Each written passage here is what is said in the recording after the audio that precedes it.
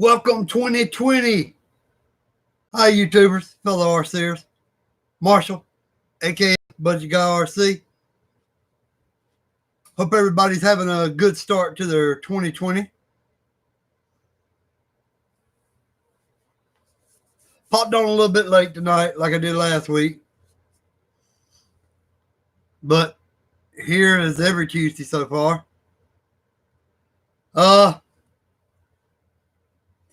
I'm going to touch base on a few different things tonight. Just whatever.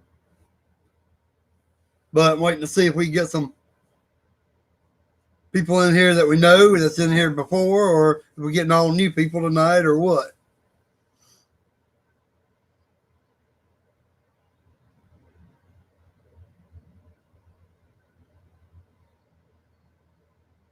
I want to send well wishes out to Australia.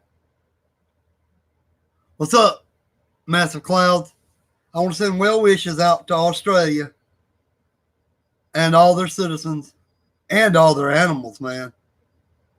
It's ridiculous with all them bushfires and everything they've been having. Oh, man. I saw some of that online today. Just, horrible. My well wishes with them. With the people of Australia and the animals of Australia. This, yeah, from what I saw, it's bad over there. Yeah, I was going to touch base on that. It's weird, you know. 1 minute they're talking about impeaching the president, and next minute looks like we might be going to war. But Godspeed, and hope everything comes out good.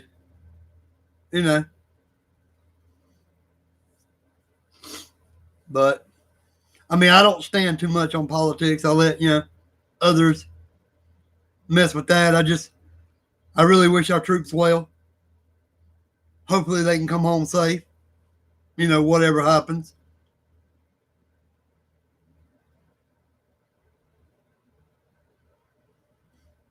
Yeah.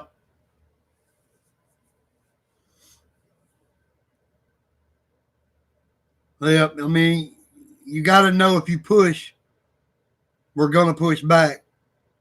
I mean, they got to know that. If they push, we're going to push back. I mean, I hate, that it comes to that. Oh, you got that Abel Garcia taken care of. The one that had the bent handle and everything wrong with it. Good to hear, man. It's always good when a company takes care of you. That's with any kind of product.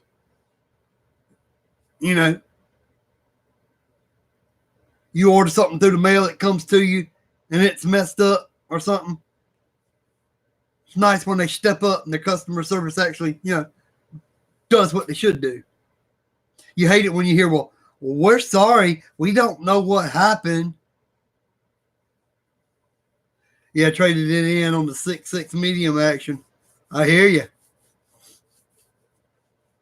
Yeah, I hate that customer service that pretends like they don't know you. As soon as you paid for the product, then they don't know who you are.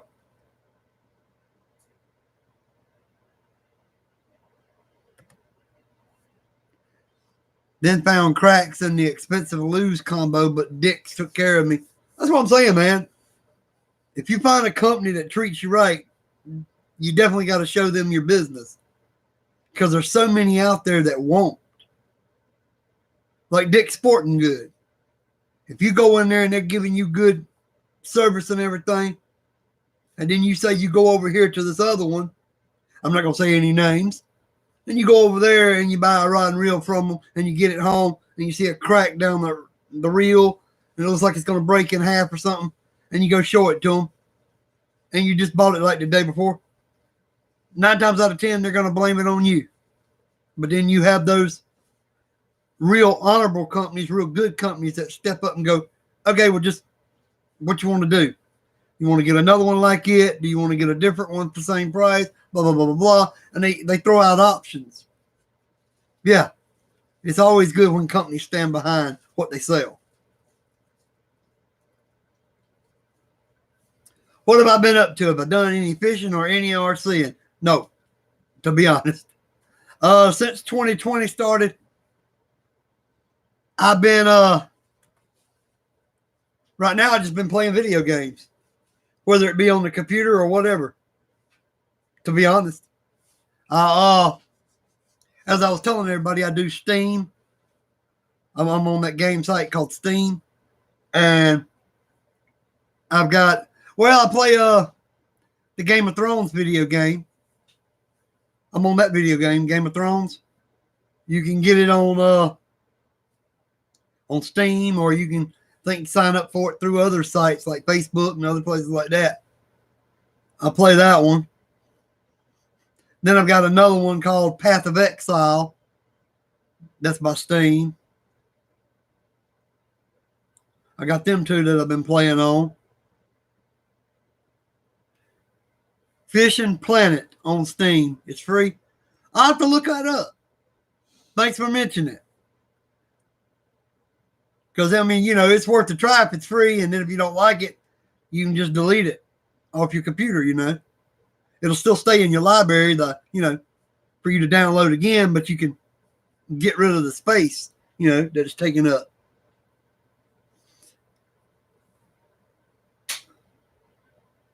The developers are real fishermen. Hey, that's never a bad thing.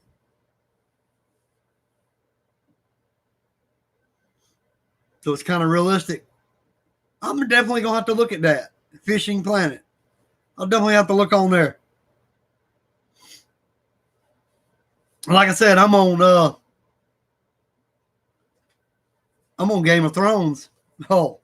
Generally 2, 3, sometimes 4 times a day. And it just depends on what I'm doing, how long I'm on there. Like if I start something researching, start something else going on, I'll come off of it and let that stuff be researching. And then I'll come back on there in a couple of hours, check on it and see if it's about done. Yeah, Game of Thrones is free. You just go on Steam and you can find Game of Thrones. And then you just download it to your computer and start out. It's kind of on the order of like a city building game, but yet you do battles. Like you got to put out farms and stuff like that, different stuff that you need for your place.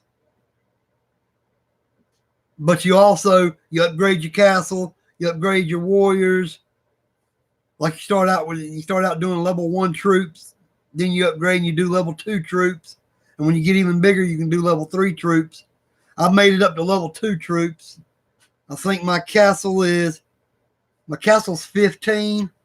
I'm upgrading building now. I got one more to upgrade after that. And then I should be going to level 16 on my castle. You go out on the world map and you can go tack like sentry guards and stuff like that the computer puts there. And then you can tack, get like your allies to help you attack like rebel camps. You can attack the rebel leaders. They ride on horseback and you go up and attack them. And all this gets you experience and other items that you can use to better your commanders. And then in these battles and different things you do, you end up unlocking more commanders that fight with you. I think I'm up to 11 commanders in all now. So, yeah, I really like it. But now I found one on a site called Plarium, Plarium, I think is the way it's spelled. I found a couple games on there. One of them I'm playing is called Vikings War of Clans. Yeah, a bunch of my friends were. But at the time, I worked when they were online, and they worked when I was online most of the time, so we didn't get to team up any. And you just don't want to spend that monthly, subscription on World of Warcraft if you're not going to be playing it. So I had the game and a bunch of add-ons, but just ended up letting it sit in the corner, and then I ended up just donating it. But yeah, that Vikings War Clans, I just started on that one. It's kind of brighter colored, bigger version because it's zoomed in a little bit more of Game of Thrones, kind of like that, but it's with Vikings. I started that. I've got my castle, I think, up to my town up to level 8 and everything. I went out last night foraging out on the world map and raided a farm. Got like 10,000 crops from that, 10,000 food. Brought that back. I never removed the subscription from my debit, so I only remember to play WoW when it takes the money out. You're like, okay. Oh, yeah, that's WoW. Yeah, I better get on there. I tried to get into what is it, League of Legends. I had bought that, installed it on my computer, was going to try to play it, and the worlds were just way too open, and it had a lag between the worlds. When you were coming towards the end of this world and be venturing into the next section, it would just sit there and just like stutter, like it couldn't make it into the new world. And it was just like, really? It was real slow, kind of choppy when it went to the new world. Yeah, and I was sitting there going, and when it would put you into the new world, you were kind of lost. So you were just around and around in circles trying to figure out what you were going to do. What's up, brother? Wishing I was fishing 73 in the house. Again, brother, nice bass. That last one I saw you catch.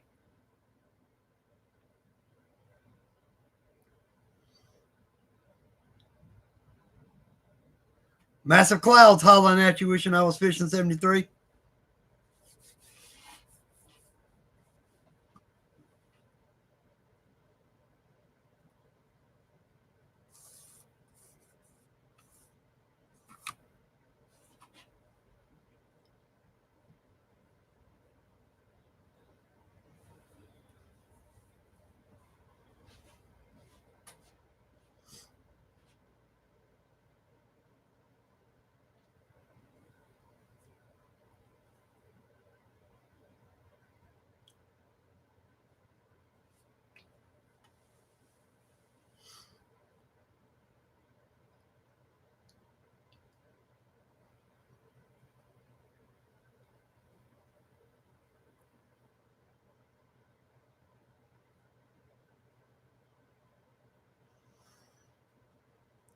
All right, massive cloud.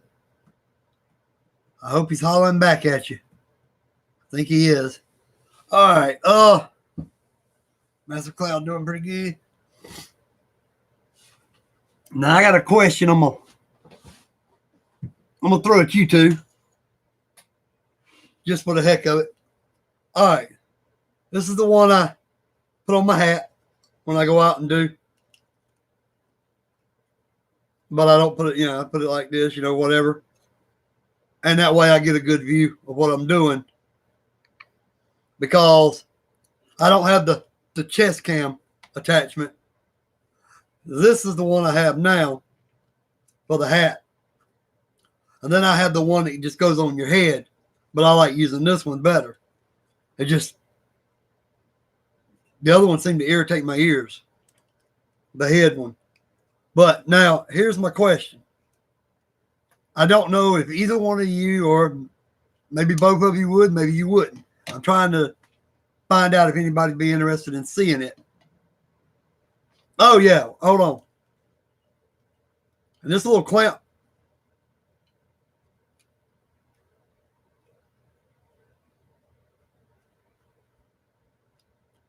okay, I think that was a pretty good demonstration of how good it stays on your hat. I forgot I had it on one day. I was at the lake fishing, and I went to get back in my vehicle, and I rammed into the door frame with it, and it still didn't come off the hat. Yeah, so it stays on pretty good. And I ordered this off of eBay. I think I paid like $4.99 or $5.99 for it.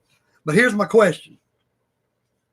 Would anybody be interested in seeing me put this on my hat, and when I step outside, turn the camera on, and I take you on a little trek from my house down to that spot in the cove that I'm talking about that I may start trying to fish?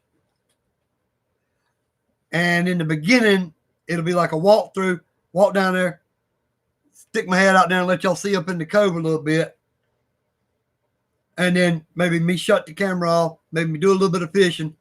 And if I catch anything, then just show you, what I caught. What's up, Bull Gear RC videos? Show you what I caught. Or if I didn't catch anything, just come back on and say, here's the spot that I'm thinking about trying out some soon. And I'm thinking about, trying it some during the spring before everybody else starts putting their boats in over there in that little hole. Because like I said, there's a canoe here and like a 12 or 14 foot John boat here. And there's a little path in between them. But I still think I could put my kayak right there in between them, slide it down to the edge of the water, turn it, climb in it, and go out there. But now the first time I go down there fishing, just showing y'all the spot, I'll probably just throw out with a bass plug a few times, or, a jig, or, swim bait, stuff like that.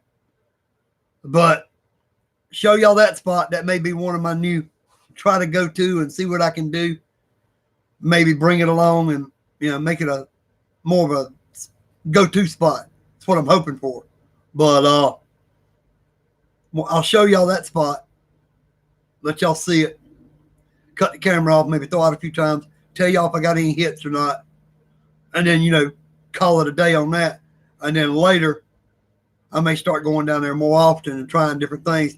I may even, try to do some catfishing down there one evening, like say, an hour before it gets dark, an hour and a half, go out there and throw out some, see if I can get some hits.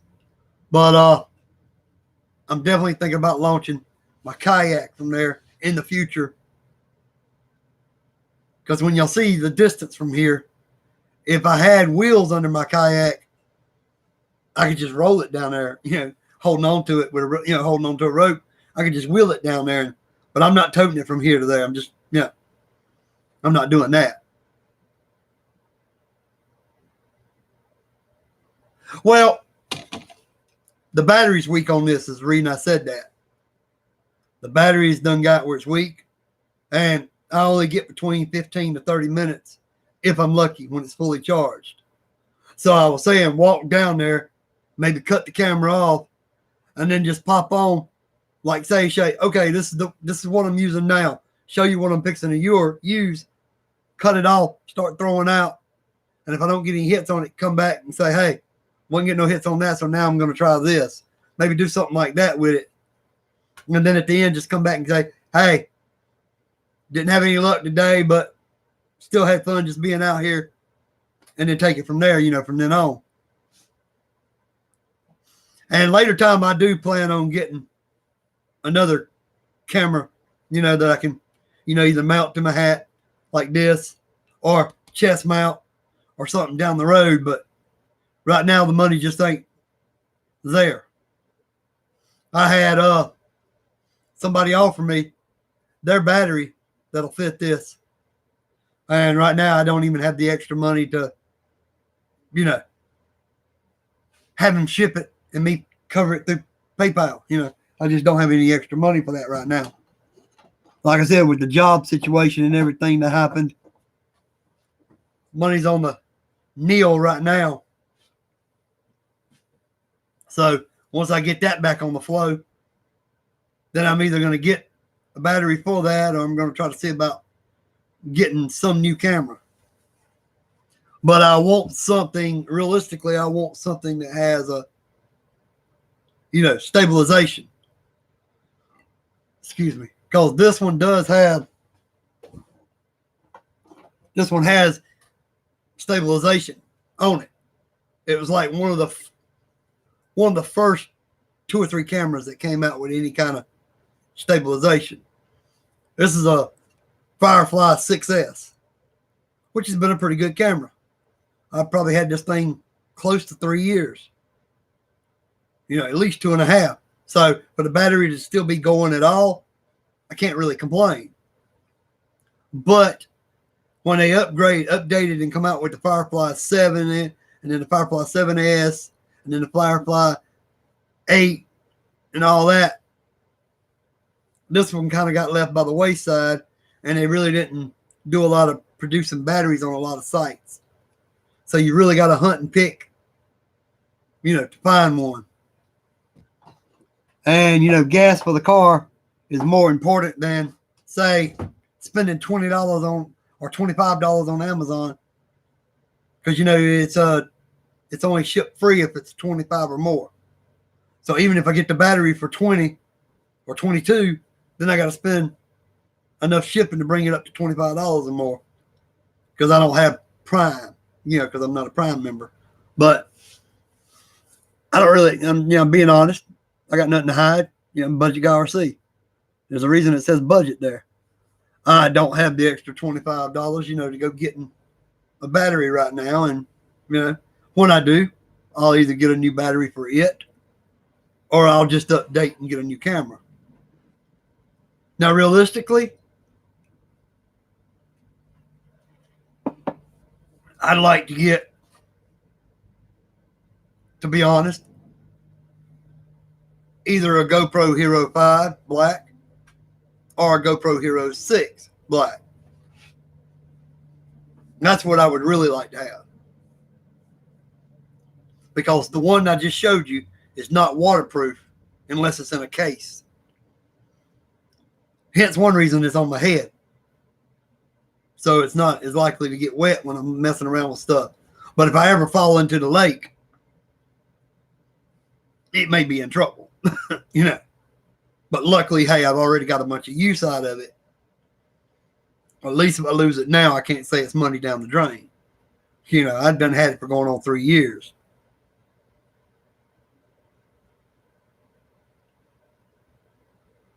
Man, I looked at some in Walmart the last time I was in there, and the only color they had in 1/4 ounce was the exact same one I've got. That's the only color they had available in the 1/4 ounce. That's all they had. Now I'm like, I've already got that one. I was just glancing around. I wasn't going to buy any right at that moment, but I was glancing around to see what they had. There's just like somebody that went in there and wiped out all the other colors and left just the color I have.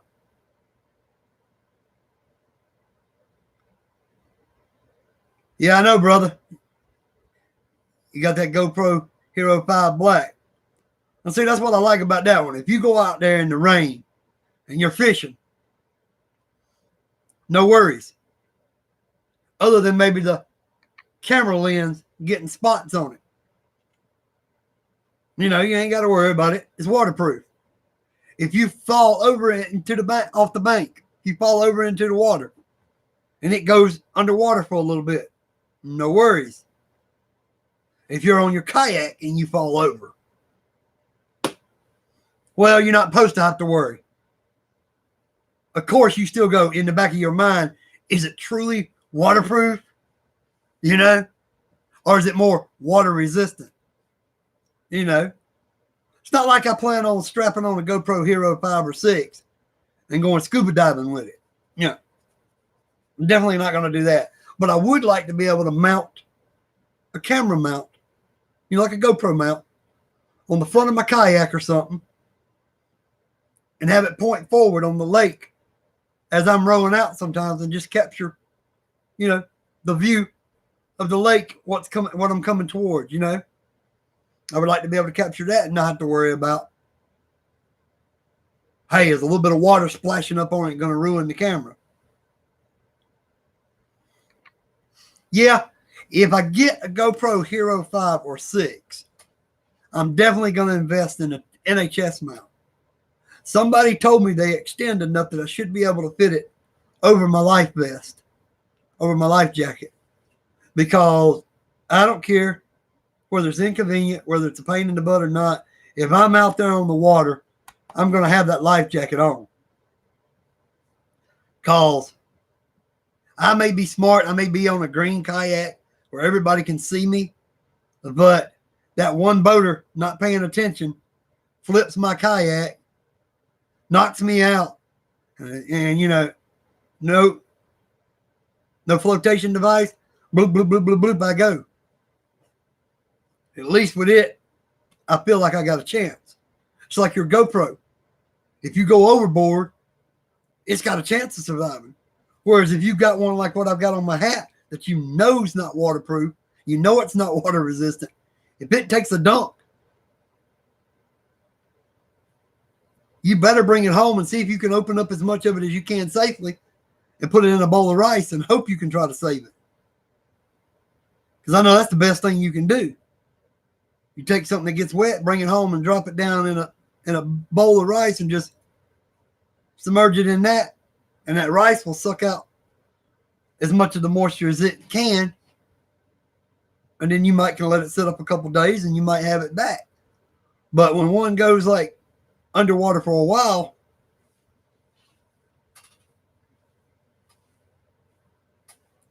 I've got the head mount, going to use it on the kayak so I get more footage. Well, see, that's why I wear that one on my head up here. So when I'm out there, y'all can actually see me doing a little bit of the paddling. Plus, you can see me when I'm looking at the depth finder. Yeah. And that way, when you see me turn, you know I'm about to throw over here, or you know I'm coming over here and throwing. And you can see the actual embankment where I'm throwing because my hat's, wherever I look, that's where it's pointing. Whereas the chest cam, see, if I just turn my head and look that way, the chest cam's not picking up exactly where I'm looking. It's still picking up here. Unless you turn your body, you'd have to turn your whole body, put it from chest up. Whereas, see, if you're just throwing out this way, you can look that way, and this one catch where you're throwing. That's what I do like about the head one.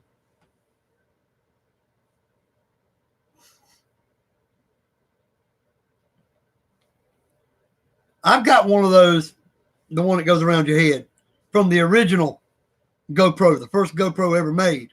One of those deals. The one that goes up to I think it can only do 960p. But I think I ran it on 720 because the 960p puts blocking around your video when you upload it. I found that when I put it on, it felt like it wanted to slide down and get behind my ears and irritate my ears. That's just me. And that might be because I'm wearing glasses as well. It's rubbing this part and pushing it down behind the ears more. Wishing I was fishing, says his first 40 videos or so were shot with it.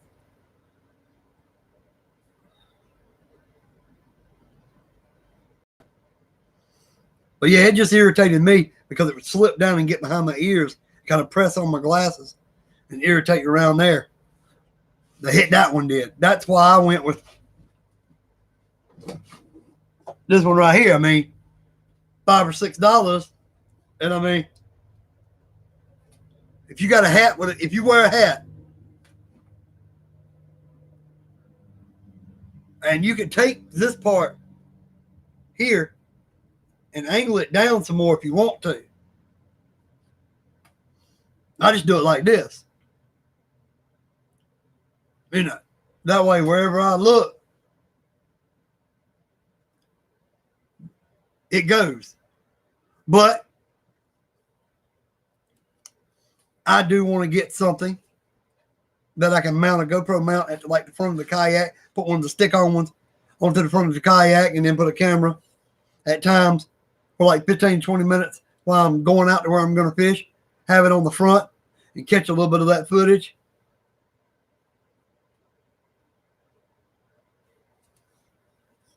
This one doesn't have a screen anyway, brother. So I got used to that. That's why this one doesn't matter if it's up on your head. This one doesn't have a screen. Yeah, this one didn't have a screen, so it didn't matter. It doesn't matter whether it's on my chest, whether it was on my head, or whether it was in my hand. This one doesn't have a screen on the back.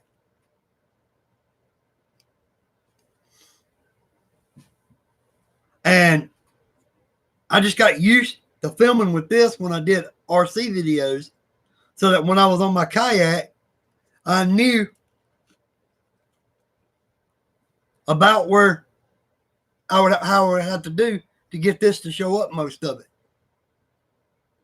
Every now and then something, doesn't get the whole, what I want, but the majority of the time it turns out pretty good. Because I think about it and I go, okay, the camera's sitting yay high above the top of my hat. So just like this when I'm tying on something a little more. Or bring my hands out a little more, so I can get it more. But what I thought about doing is just buying an old hat. This thing was aggravating. That's the one thing they did say about this version, the 6S. Mine didn't stream good to the phone. Now, the newer versions are better with the app for the phone, but this version wasn't good. Otherwise, yeah, you could just stream it over to your phone, have your phone laying there, and you're sitting there watching what you're recording. But yeah, Wishing I Was Fishing should be able to do that. He should be able to stream it to his phone with that GoPro Hero 5 Black. He should have been able to stream it to his phone, and he'd have been able to see, even if it is up here on the head. But now, I have seen people do this. And it all depends on how comfortable you are with it. Hot coffee tonight.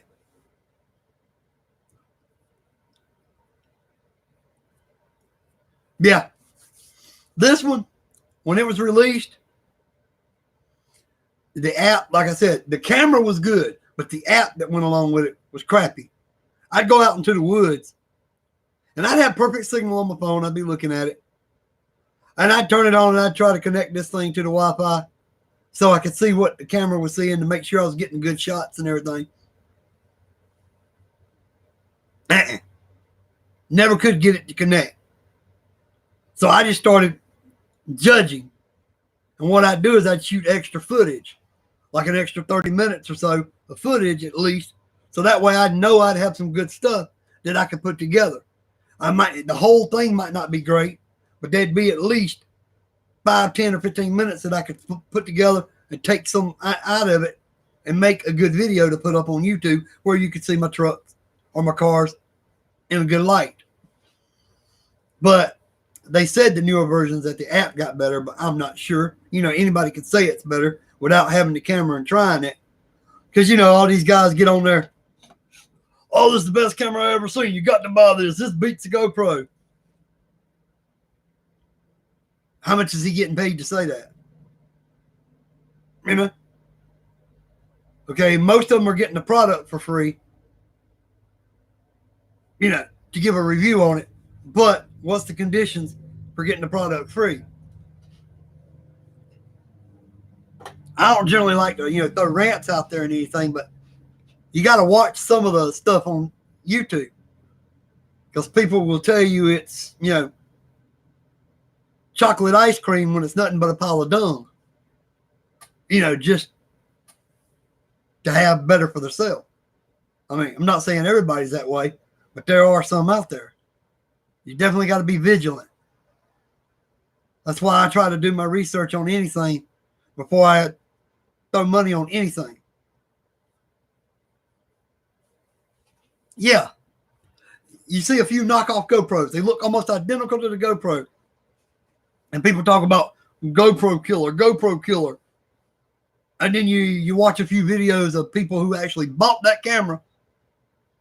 And it turns out it was nothing nowhere near as good as a GoPro.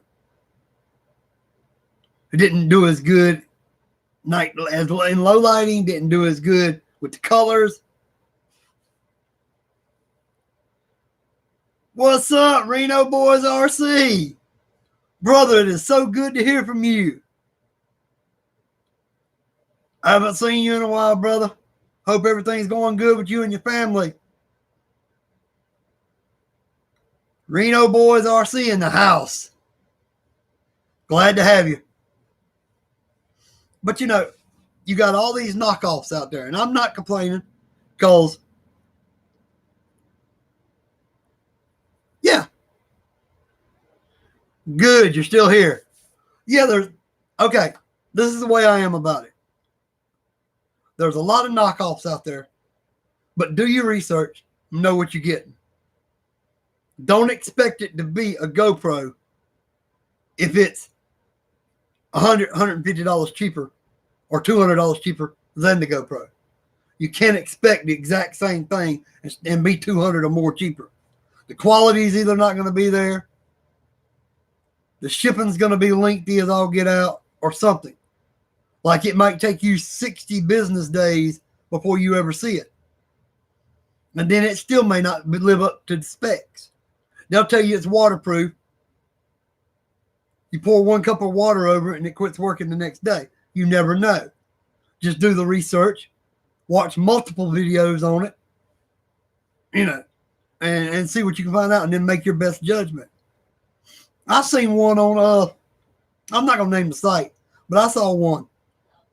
This thing looks rugged as all get out. And I thought about giving it a try because if I got it on my head, I'm not really worried about the audio because right here on my head, you're going to be able to hear me.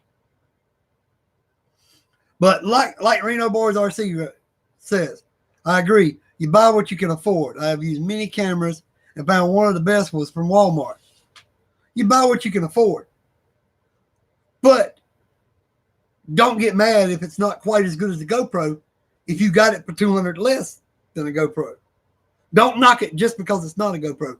Everybody's out there trying to sell these things and make you think, oh, we got the next best thing. I've got an S6 and I don't use, and I thought about making videos with it. You ought to give it a try. I mean, okay, I saw one online, and this is a overseas site like Japanese China, you know, one of those sites. This thing sells for, roughly, I want to say $65. Let's say roughly. It goes up and down a little bit here and there. And they got different color versions that you can get a lot of times. I think right now the only version in stock is black. But they have a black one, a blue one, a green one, blah, blah, blah, blah.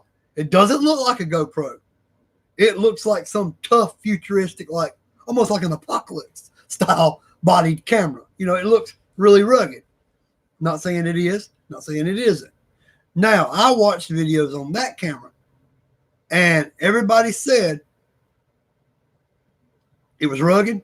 It seemed to be waterproof with what they did with it.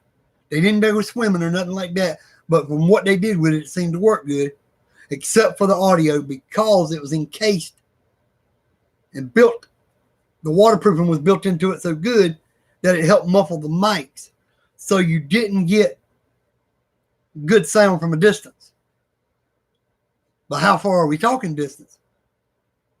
Are they talking, you know, way off, or are they talking right here on top of your head?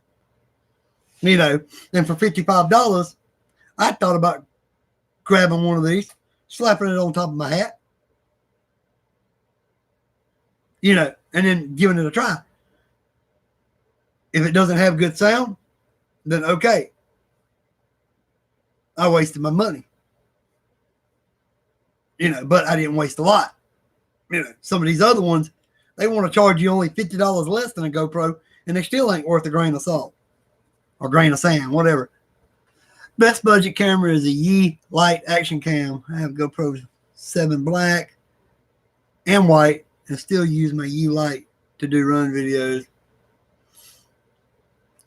Yeah, but what I was telling everybody is I just want that waterproofing without the case. And I haven't seen, correct me if I'm wrong, I haven't seen any of the Yi products that they've come out with that are waterproof without being in a case. Now, correct me if I'm wrong. Maybe some of the new Yi are actually waterproof that way, but as far as I know, none of the Yi products are waterproof without being in a case. And if you got it in a protective waterproof casing, it's really hard for people to hear you. See, that's the biggest issue for me. Now, if I knew I wasn't doing anything with the camera going to be worried about getting it wet, then yeah, I've looked at the Yi. Matter of fact, I've looked at the Yi Light that you're talking about.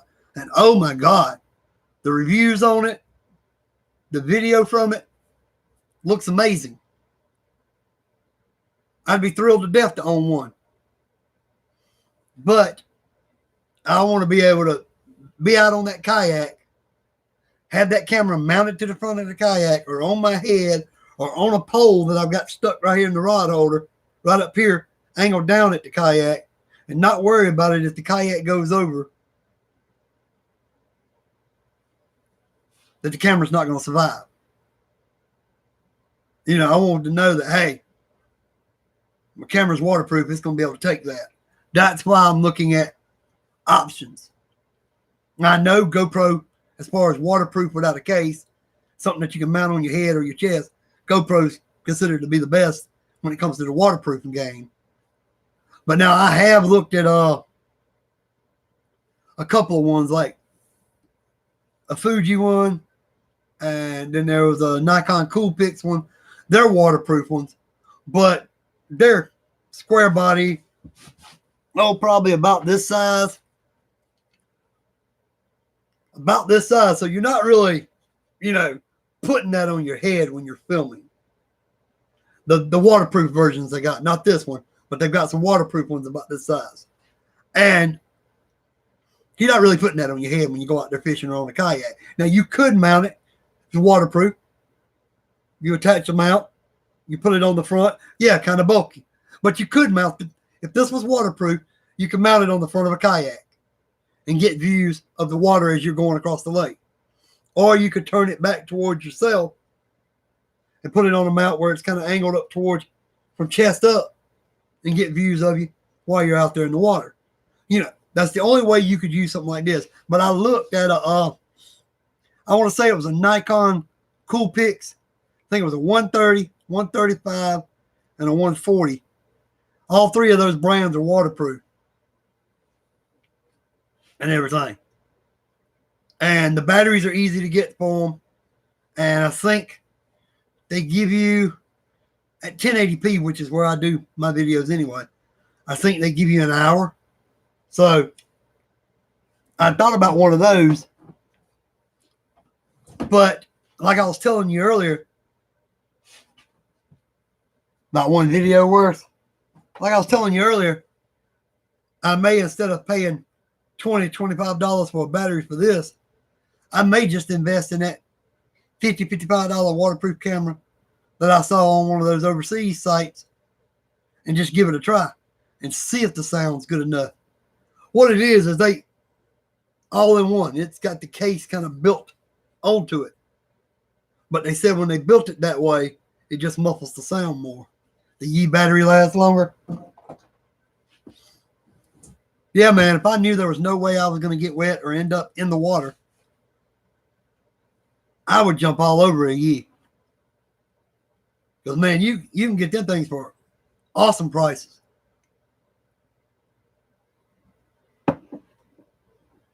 Yeah. I've had real good luck, to be honest, buying refurbished on eBay. To be honest, I bought Matter of fact,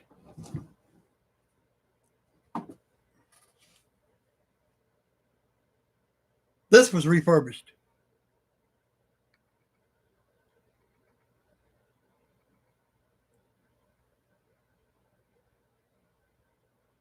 .35x zoom, 4K, Nikon Coolpix.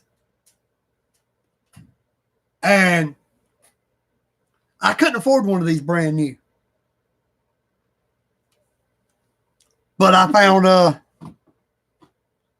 one refurbished.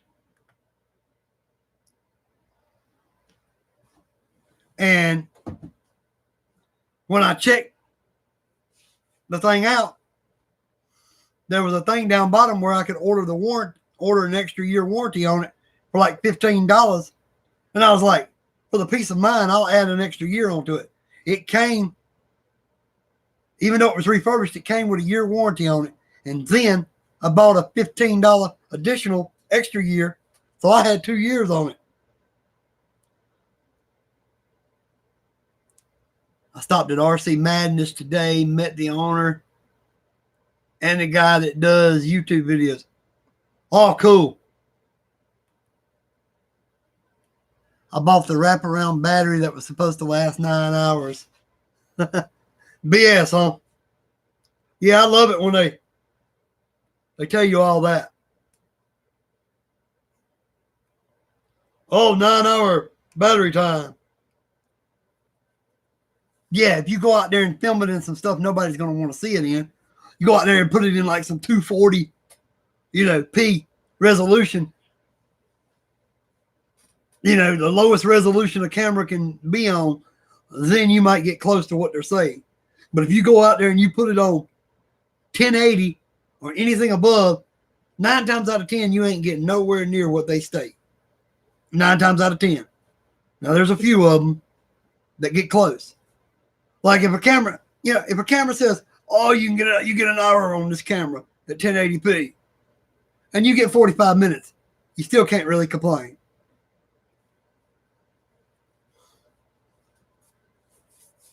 Yeah, if they tell you it's going to be at last 9 hours, and you pay $90 for it and you get 2 hours, yeah, you're a little upset with that one, okay? I understand that one. But now if you buy something that says battery lasts for an hour at 1080p, but you only get 45 minutes, I'm not really hurt. If it's a company that sells some good product, I just try to order an extra battery from them. Charge up both of them before you go out. One starts to die, or about how long it takes to kill it on 1080. Pull it off, cut it off, change out battery, slap in the other one, and go. So it weighs like 2 pounds. Yeah, that'd be like wearing that big camera up on my head. That big one. I'd be like, I have a new RC truck that hasn't been on YouTube yet. Cool.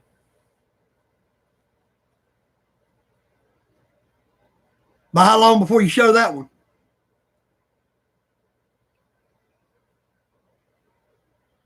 Yeah, 2 pounds, laughing out loud. Yeah, that's what we were talking about earlier, Brandon. Massive Clouds was telling me that Iran just sent missiles to a U.S. air base in Iraq. Yep. He was telling me that earlier. And I was saying, all my best goes out to the troops.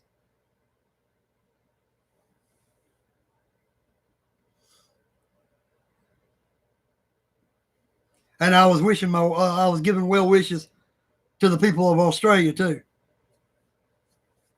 with all that bushfires and stuff. Laughing out loud, I'm waiting for my GoPro to charge so I can unbox it. Well, I'll keep an eye on your channel.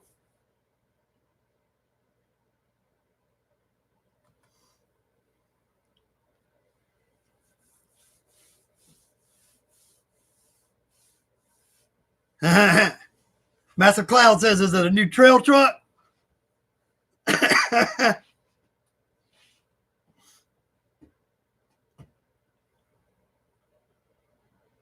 So Bull Gear RC videos, he's hitting you. But yeah, like I said, I'm gonna keep reiterating it. All my well wishes go out for the people of Australia and for all their animals and stuff over there, the wildlife and everything. It is a 1/18 scale. Uh-oh. Now, I like that scale too. I've had a couple 1/18 scales, you know, and a couple 1/16 scales that I really liked. I had a WL Toys rally car. I had that thing for 3.5 years. I think I paid $67 for it when I bought it, brand new, and came with a 1S LiPo.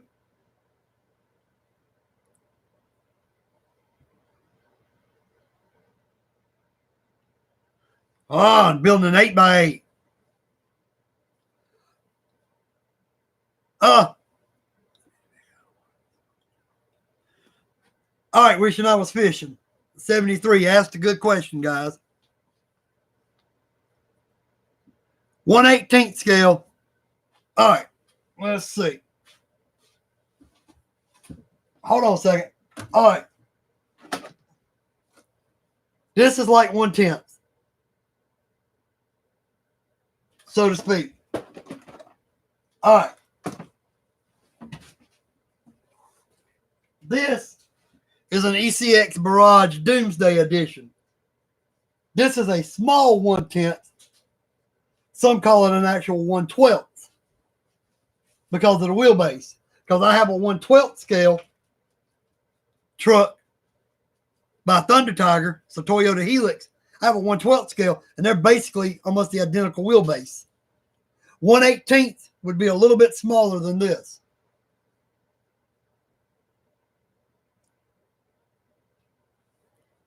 And let's see. I'll show you what I'm talking about. All right.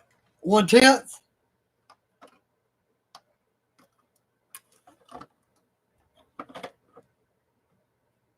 See? Line up.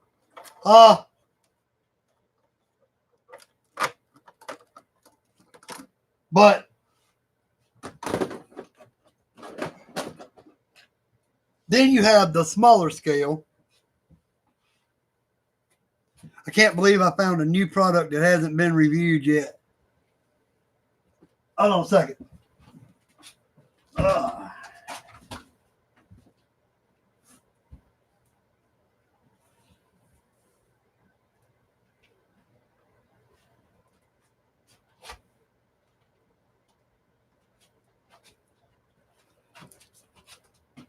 Wishing I was fishing 73. This is 1/24 scale. This is also 1/24 scale.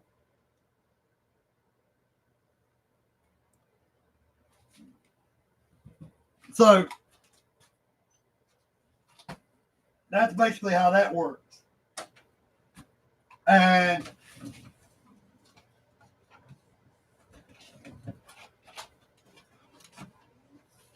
this is 1/12 scale. This is the Thunder Tiger Toyota Helix that I was talking about. That's 1/12. It's a little bit smaller than my ECX Doomsday Barrage. Just a little bit. The Doomsday Barrage is basically the same wheelbase as your CC01s by Tamiya or Tamiya. So I didn't have a 1/18 that I could find right off bat to pull out and show you. And like Reno Boys RC is showing you, you have 1/10, 1/12, 1/16, 1/18, 1/24. Those are some of your most popular. Now, in between the one down there where the 1/16 and 1/18 is and the 1/12, you have a 1/14 scale, but you don't see very many of those. The 1/14 is kind of rare. Then you have the bigger than the 1/10. You have like a 1/8. Then you have a 1/5 scale. Those are the ones you get that are this like this freaking long and stuff. So yeah, they're all different scales.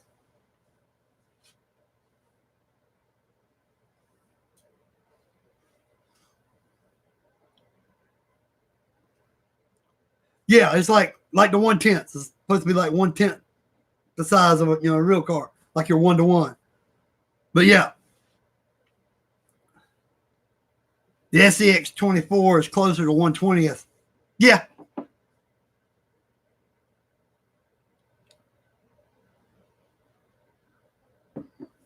Well, it's like that little 1/24th scale little ATV I've got there. To me, it seems like it's just a little bit bigger, you know.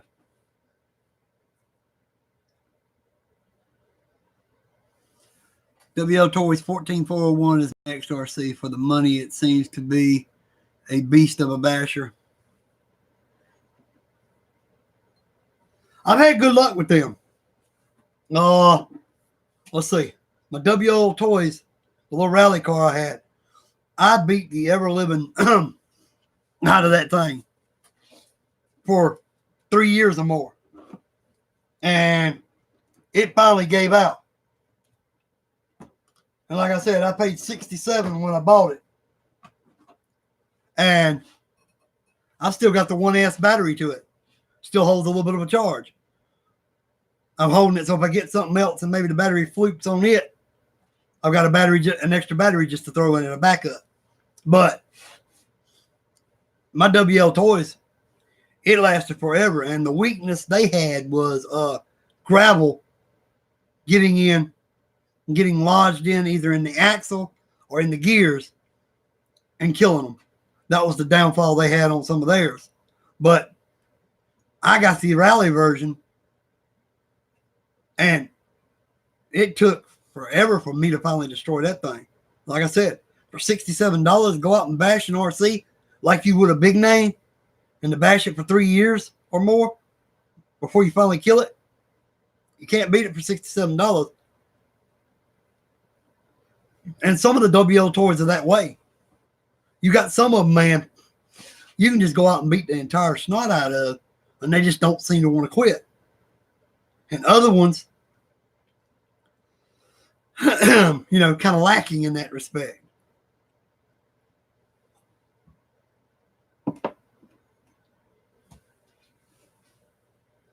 Me, the biggest thing is if I buy anything, I just want support with it. I'm not saying it's got to be Traxxas. I'm not saying that. I'm saying I want support as far as being able to find parts for it. If I can go online, whether it be on a China website or whether it be on eBay, and find everything I need, pretty much say it's except for maybe 1 or 2 things for the car, anytime I look, then that's a car I'm willing to take a risk on at a good price. But if you go to a site and out of the 20 things that you might could break on that car, only 2 of them are ever in stock, not a good sign. I fill all my axles with marine grease. Yeah, I would put some in a lot of mine, but I haven't always done it. Certain times I just get it and be in such a hurry, just go run it, see what it can handle.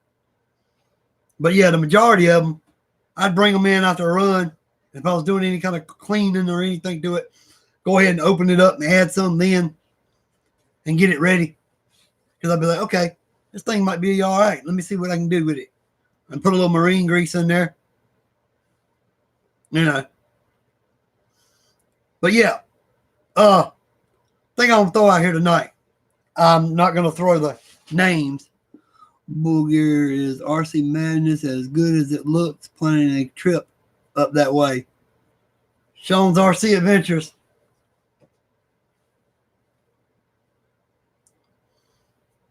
Now, there's YouTubers. I'm not going to give any names. You can look and figure it out yourselves because I'm not throwing names. There's some YouTubers battling over here who gives real reviews when it comes to RCs. Am I just giving you this review because they sent me this car for free, and I don't want to give it a bad review because they'll quit sending them to me, and you'll quit watching my channel? Is that the issue, or is this person actually giving you his honest opinion or her honest opinion on said RC? Regardless, I've heard it both ways. Now, I did 3 review videos. I did one for a company called Raleigh Toys. I reviewed a little basher they had, and I gave it a good review. Still running to this day. I still ain't broke it. I had some old spare wheels that I changed out, put different wheels on it. Still going, haven't broke it. I had a 2-wheel drive that I got from RC Moment. I gave that to my next door neighbor who wanted it. He had a grandkid that was wanting to get into the hobby, so I gave it to him to give to him. The other one was, RC Moment was a quadcopter. Now, said quad was not a good outside quadcopter, in my opinion. It couldn't handle any wind because it was made of real thin plastic, getting blown around left and right. And this was only like 6-mile-an-hour wind. And it hit the ground. And when it hit ground, now this is not pavement, this is ground, snapped one of the arms. So I told people that I thought it was only good for inside flight or completely no wind at all. And when I said that, they pulled my reviews. They no longer used me. But that's their right. I guess because I wasn't positive enough for them on that quadcopter, they didn't want me reviewing anymore. But that's their choice. But I wasn't going to sit there and tell people, oh man, this quad is the best thing I've ever flown, when it hit the ground and broke the arm on it in one of only 2 flights it had. It only had 2 flights. And neither one of them were longer than like 5 minutes. So in 10 minutes time, it was broke. One of the arms was. So I just couldn't give it a good review. Well, apparently they didn't like me giving that a bad review, and they quit letting me, do reviews for them. So I did 2 for RC Moment and 1 for Raleigh Toys. The Raleigh Toys, I gave it a good review, but they just didn't have that much RC stuff. And they asked me, they asked me if I wanted to review their other stuff. And I wasn't going to sit there and review this kind of glue, this kind of sewing thread, this kind of for all these other things at the time that I wasn't into. And I told them if it wasn't RC, I didn't want to review it. So I only did the 1 review for Raleigh Toys. Yeah. They get the free product, and then a lot of times they get told, we'll send it to you free for your good review of the product. See, a lot of people don't say that in their reviews. They don't tell you that they were told they're getting it sent to them free as a condition of their good review. Some of them don't say that. I'm not saying all of them do, but some of them will tell you that. That is just truthful. That's it. Just be truthful. I hate people trying to push crap just for the sake of it. Yeah. And if you notice, some of the channels that do it, they go from here to one of the biggest channels on YouTube just by saying it's a good RC, because people want to see everything that's coming out.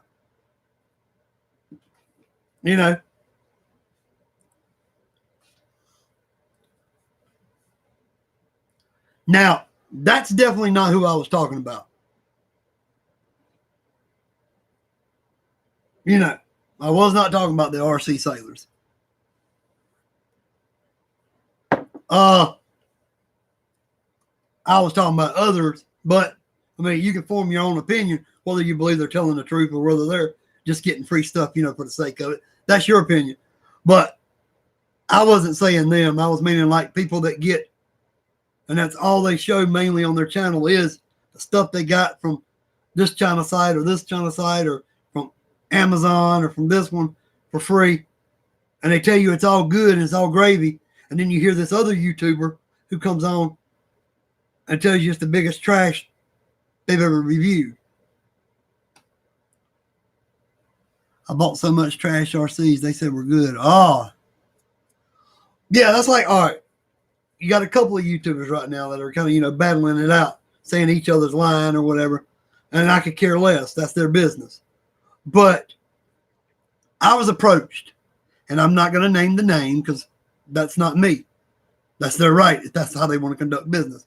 I was approached by Amazon, by a seller from Amazon, who said, Marshall, we watch your channel. We enjoy your content. We would like for you to review RCs for us on your channel. Would you please let us know what you think? And I sent him a response that said, I got to go, bud. Good seeing you again. Take care. Keep it real. All right, Reno Boys RC. See you, brother. Have a good one. Say hey to your family. Anyway, they're like, I sent them a message and I said, I would love to review your RC cars on my channel or trucks. And once you send them, I'll do an unboxing, a video showing how it works, and then I'll bring it back and do a review as well, letting people know what I thought of it. He comes sending me back this thing that says, oh, I need you to pay for it on Amazon. Buy the RC. When you receive the RC and you give me a positive review, I will reimburse your PayPal account for that RC. That was exactly what he said. When I give him I buy the RC first, and when I give him a positive review for said RC, he will reimburse my account for the price, and then I can keep said RC. I sent him a message out, and I said, what you can do is you can send me the RC for free, like the other two companies that I reviewed for, and I will give you a review based on that RC's performance. But I will not pay for an RC and then have to give you a positive review just to be able to get my money back. Because what if you want me to buy something that I don't even want? And then I think it's crap. I'm stuck.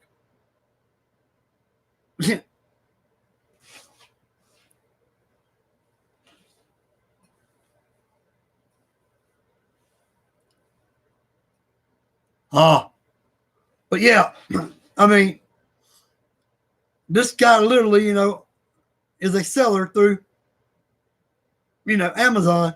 And he's telling me if I buy the RC, it was an RC that, it was one of the, I would say one of the Rock Racer style ones. Kind of like your WL Toy style, or like the copy of it, the JJRC one, the Highlander. Kind of on order of that. But it wasn't that one. I think it was an HBX one. It was that version. And he wanted me to buy it from his site on Amazon, get it, review it with a rave review, and then he would refund the money back to my account.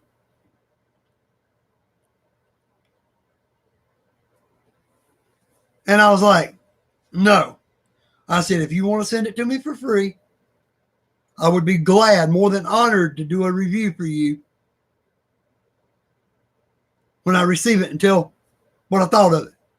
But I am not going to pay for a vehicle that I don't particularly want at this time, and then hope that I do your video justice to get my money back.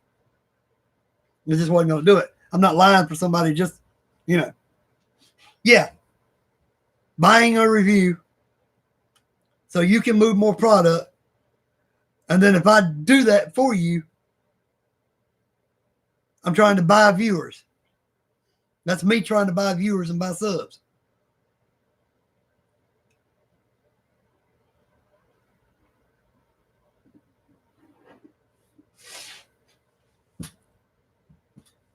Yeah.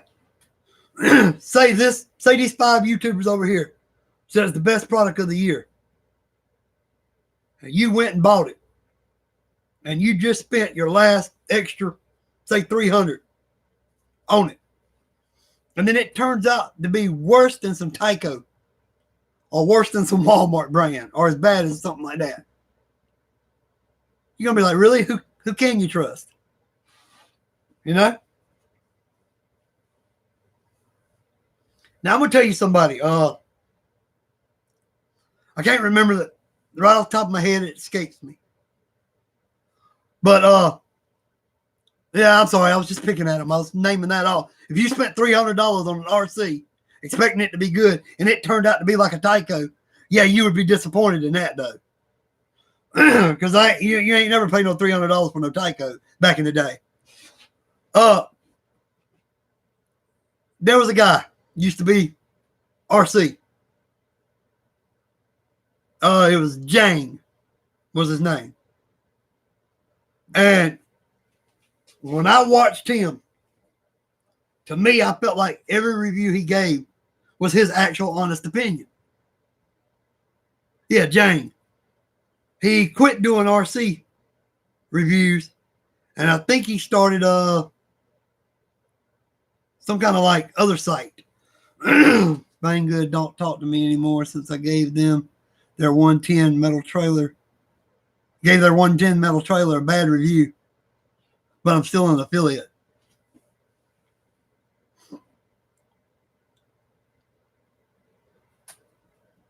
Jane builds, Jane blocks. Yeah, that's what he does. Lego stuff now. But you remember, he had that RC channel, and he was pretty up there. And I always felt like his reviews were some of the closest to being the truth that I had seen at that time. He helped me pick my first RC, Ultimate RC. Excuse me. He helped me pick my first RC. I watched him do a review on the ECX Torment two-wheel drive. And the way he bashed that thing and ran it into the walls at that track, at an actual RC track, and hit the walls with it, and it still stood down.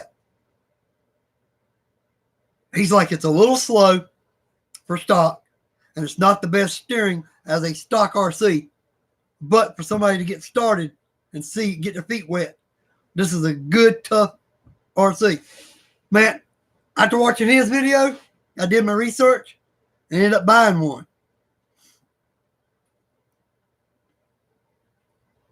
His local track shut down and he got pissed and quit RC. Oh, that's what it was. But he's the one who convinced me to buy my ECX Torment, my two-wheel drive. Said there was nowhere to run them because cops were on them about RCs. Yeah, it doesn't hurt if you live in a town where there's, racetracks and different things like that. It's like I watch a lot of people who take their RCs to bash them. They go to skate parks. I called a skate park that was like one town over from me and asked them, was there any way, if I come down there on a dead day when there wasn't really any business, could I bring an RC to run down there? They wouldn't even acknowledge me with a response, with a yes or a no. They just totally ignored me. And I sent them multiple messages, like 2 or 3 messages a month for like 2 or 3 months, and they wouldn't even acknowledge me. And I'm like, I'm asking you permission before I come down there into the skate park. Would it be possible if I brought an RC and did some bashing with it? Because I wanted to hit some, air, down there on the skate park and see if they can handle it.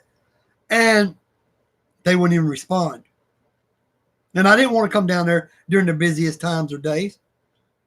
If nothing else, I come down there when the kids were still in school. Because they were open earlier in the morning. I come down while the kids were still in school. Ramp the RC a couple times. Crash it a couple times. Shoot my little, 15, 30-minute video and be gone. And not cause them any problems. But they wouldn't even respond.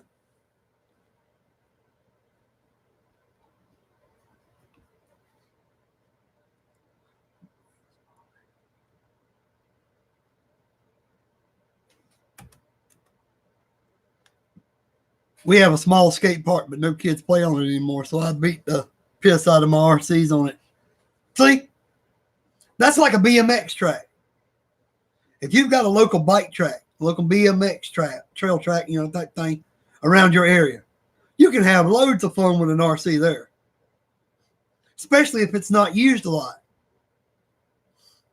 And you go down there and you're not really in the way. Now, to me, if it's a BMX track for bicycles, don't get in the way. Don't try to be a nuisance or an annoyance. Try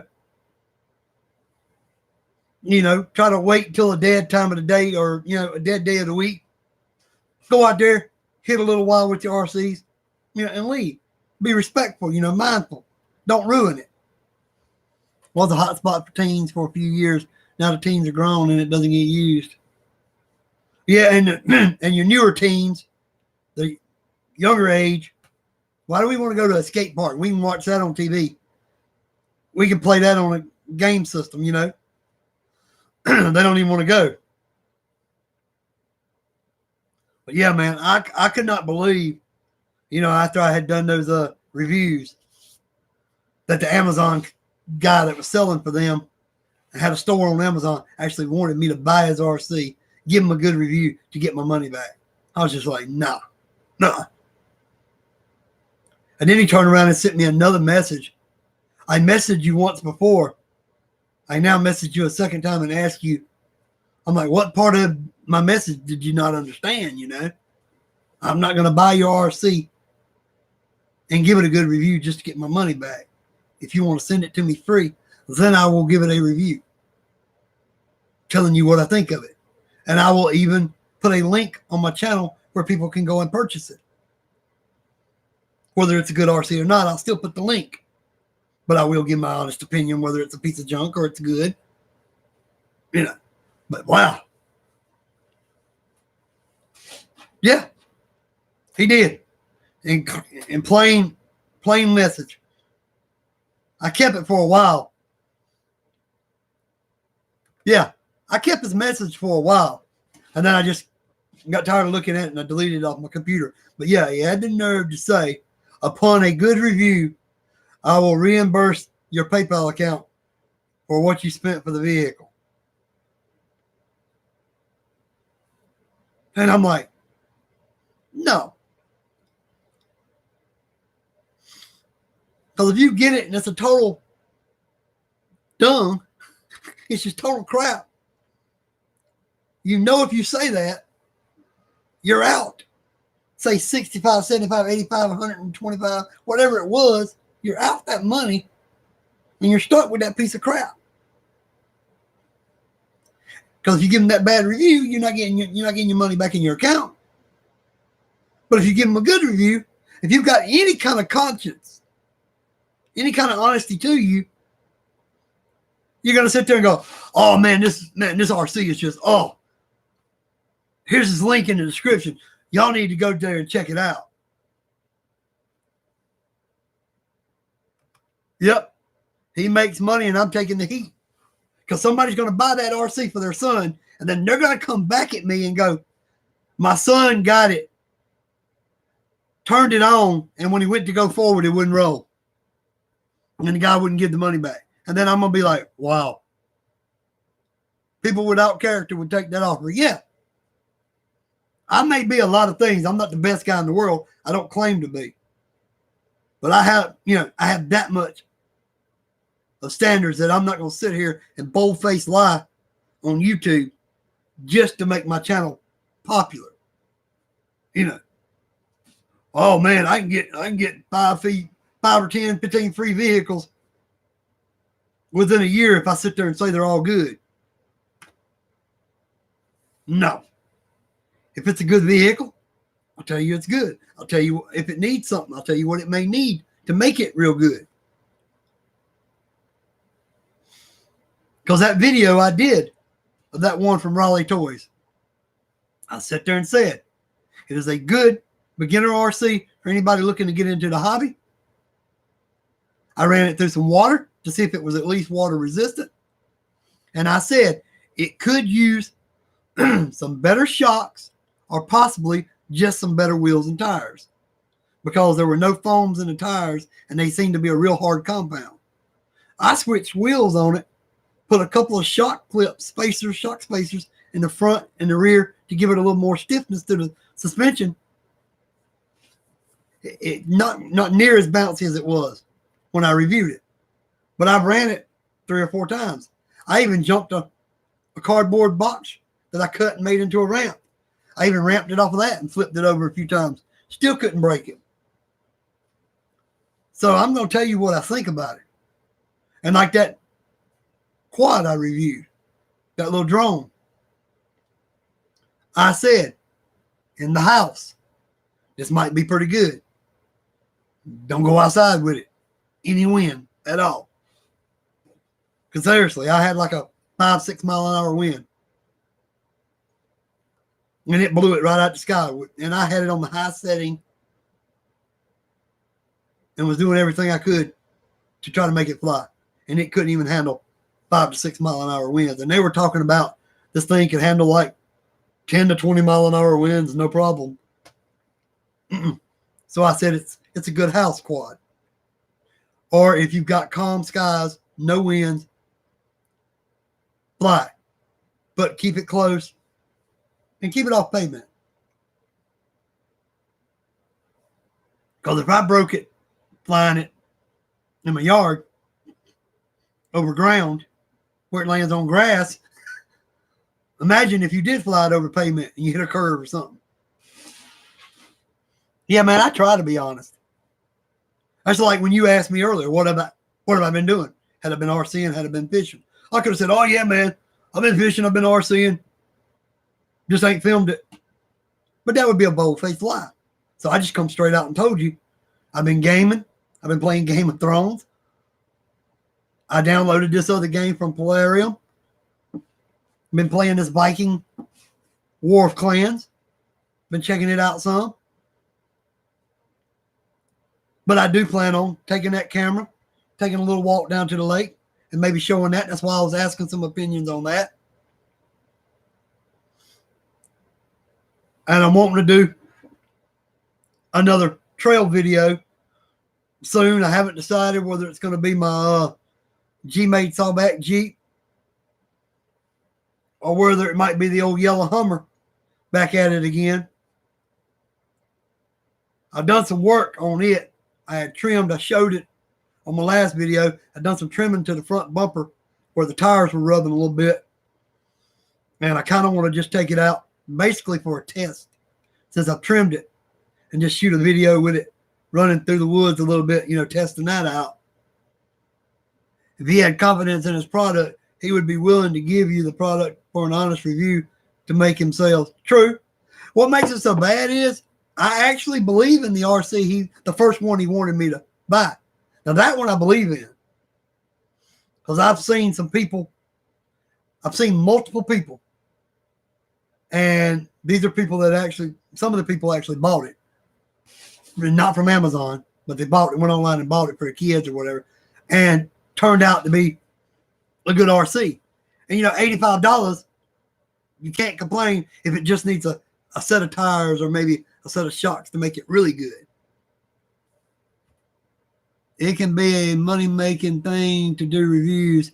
I received a free truck and a free trailer from Banggood, but that isn't all you get. You also get commission from the links you post.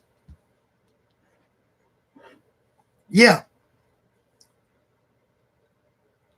Because you'll hear a lot of YouTubers will say it. They'll say, now I don't get a whole lot, but if you use this link to purchase this RC from so-and-so, I get a small commission that helps the channel so I can continue to give you great content. A lot of them will say that. Yeah. You're referring to the guy that shot me with that crooked deal, the Amazon seller. I didn't even know anything like that happened until this guy did that to me. And then it made me start questioning all these reviewers that do videos and say, hey, I received this product from Amazon for review. And it makes me wonder if they did a real review, truthful and honest, or if their review was tainted like this guy wanted me to do. So now I'm weary of anybody who does Amazon reviews for that reason. So if you do a Banggood commercial every week, You will be making thousands of dollars after you make 15 or 20 videos.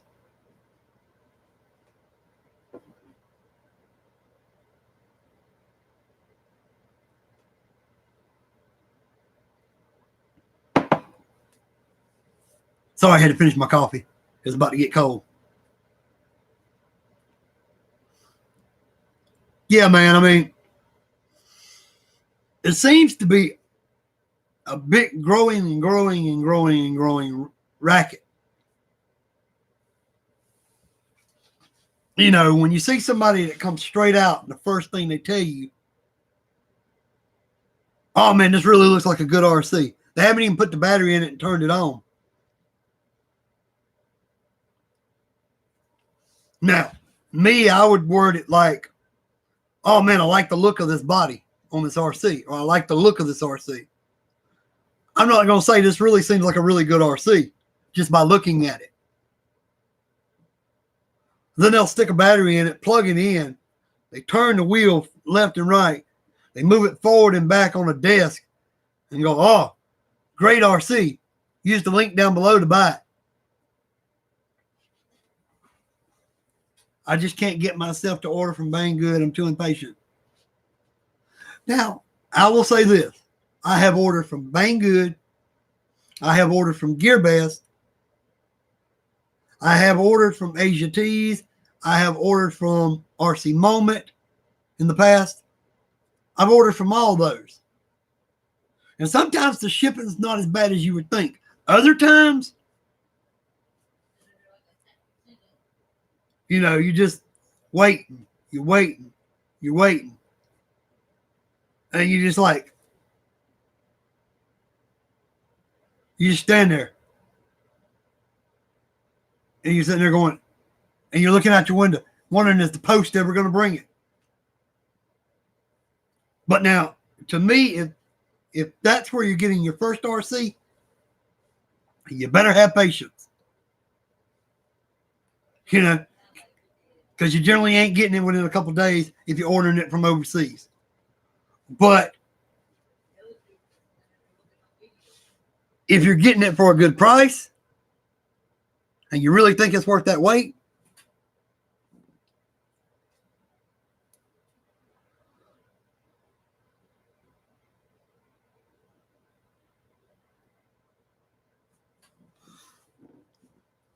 the videos I made for the Hobby Plus CR24 has sold over $1,000 worth of products for Banggood, and I make about 10% commission. I keep wanting to withdraw the money, but it keeps growing. Hey man, I don't have a complaint with somebody growing their channel, making money, you know, promoting GearBest, Banggood, any of the sites, if it's up front. Like you said, you gave an honest review on that trailer. They haven't spoken to you since, but you're still an affiliate as of right now. So you don't know how that's going to go down the road. But for these people that get on there and blatantly tell you it's real good, it's really capable, and then you look over here at this other YouTuber who had the exact same RC, and he tells you it was the biggest piece of garbage he'd ever gotten from the site, you're like, okay, did that guy say it just because he was getting it free? Because this guy just said it was the biggest box of dung he had ever opened.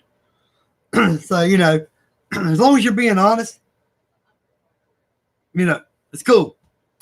I've ordered stuff on eBay, and before it got here, I had forgotten I even ordered it. And eBay is generally a lot quicker than these Chinese sites. I always see good deals on Banggood, and I hear great things about them. I'm just impatient. Man, it's like this. And they've recently changed their shipping on a lot of their stuff. They've got one now that says free shipping, but it tells you 40 to 50 days on the boat. And if they're talking like I think they're talking by that is 40 to 50 business days by boat. So take out your weekends. You're looking at 2 months to get that RC with free shipping. My fiance orders stuff that comes from China, and she always forgets it. But they want you to do a video every week, and I don't want my channel to be a bunch of Banggood commercials.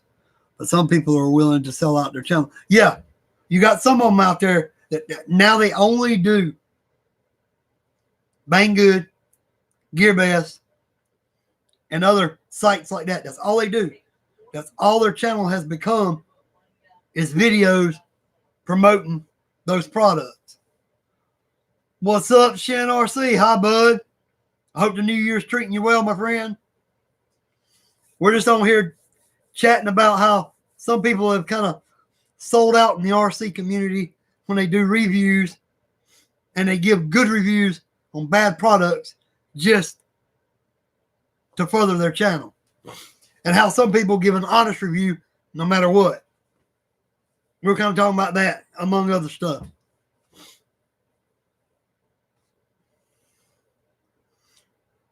Give everybody a minute to say hi to each other.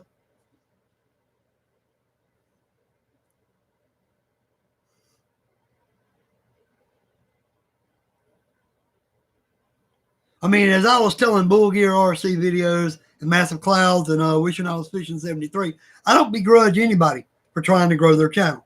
I don't begrudge anybody if they can get free products to review to show people on YouTube. But I begrudge you if you tell me this is the next best thing to having a Traxxas, or this is the next best thing to having a Red Cat, without actually buying that product. And then say, I spend my hard-earned money that I've been saving up for months to go buy that product, and I never even get to do a video of it other than saying, this was a total piece of crap. I wish I hadn't bought it. You know, just be honest with me. Let me make my decision from that.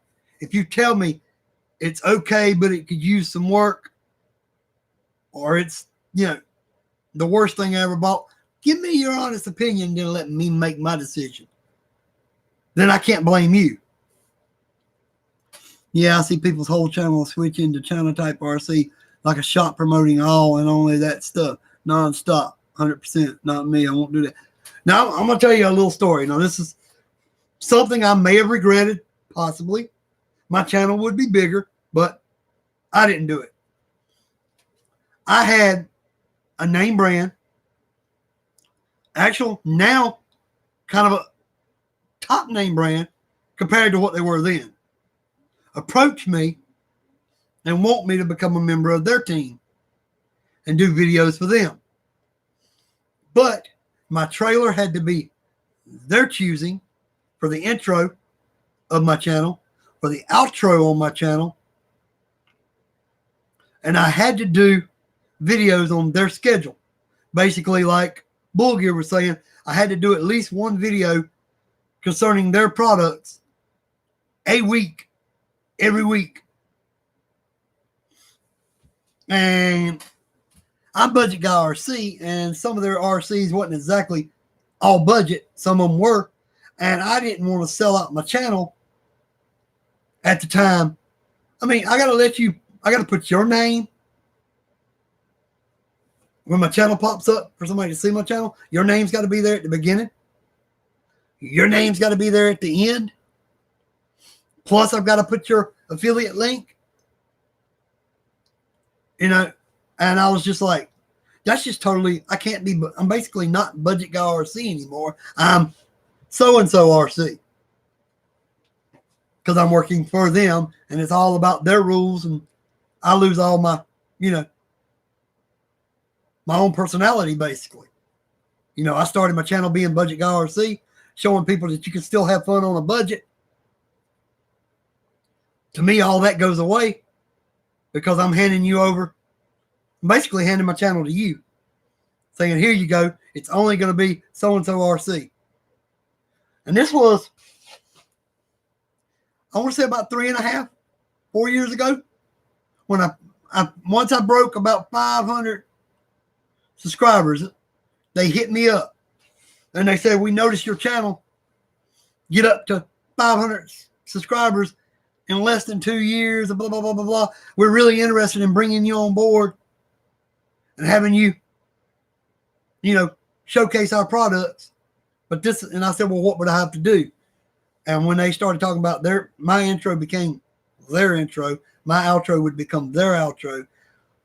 I didn't mind the affiliate link. I didn't mind doing reviews. I didn't mind going out, bashing their RCs, crawling their RCs. I didn't mind any of that. It was just the taking down of my intros and outros, and it had to be theirs. And every week I had to do their videos. I couldn't put none of my own stuff. So it was basically just all about that RC company and no more of my, Bull Gear, what happens if you miss a week? Do they take what's in your balance? Well, my battery in the GoPro is charged up. Got to do a video. All right, man, I'll be keeping a lookout for that. I'm interested in that 118. I do some stuff, but I pass on like 95% of the stuff. I don't want to always have that stuff on my channel.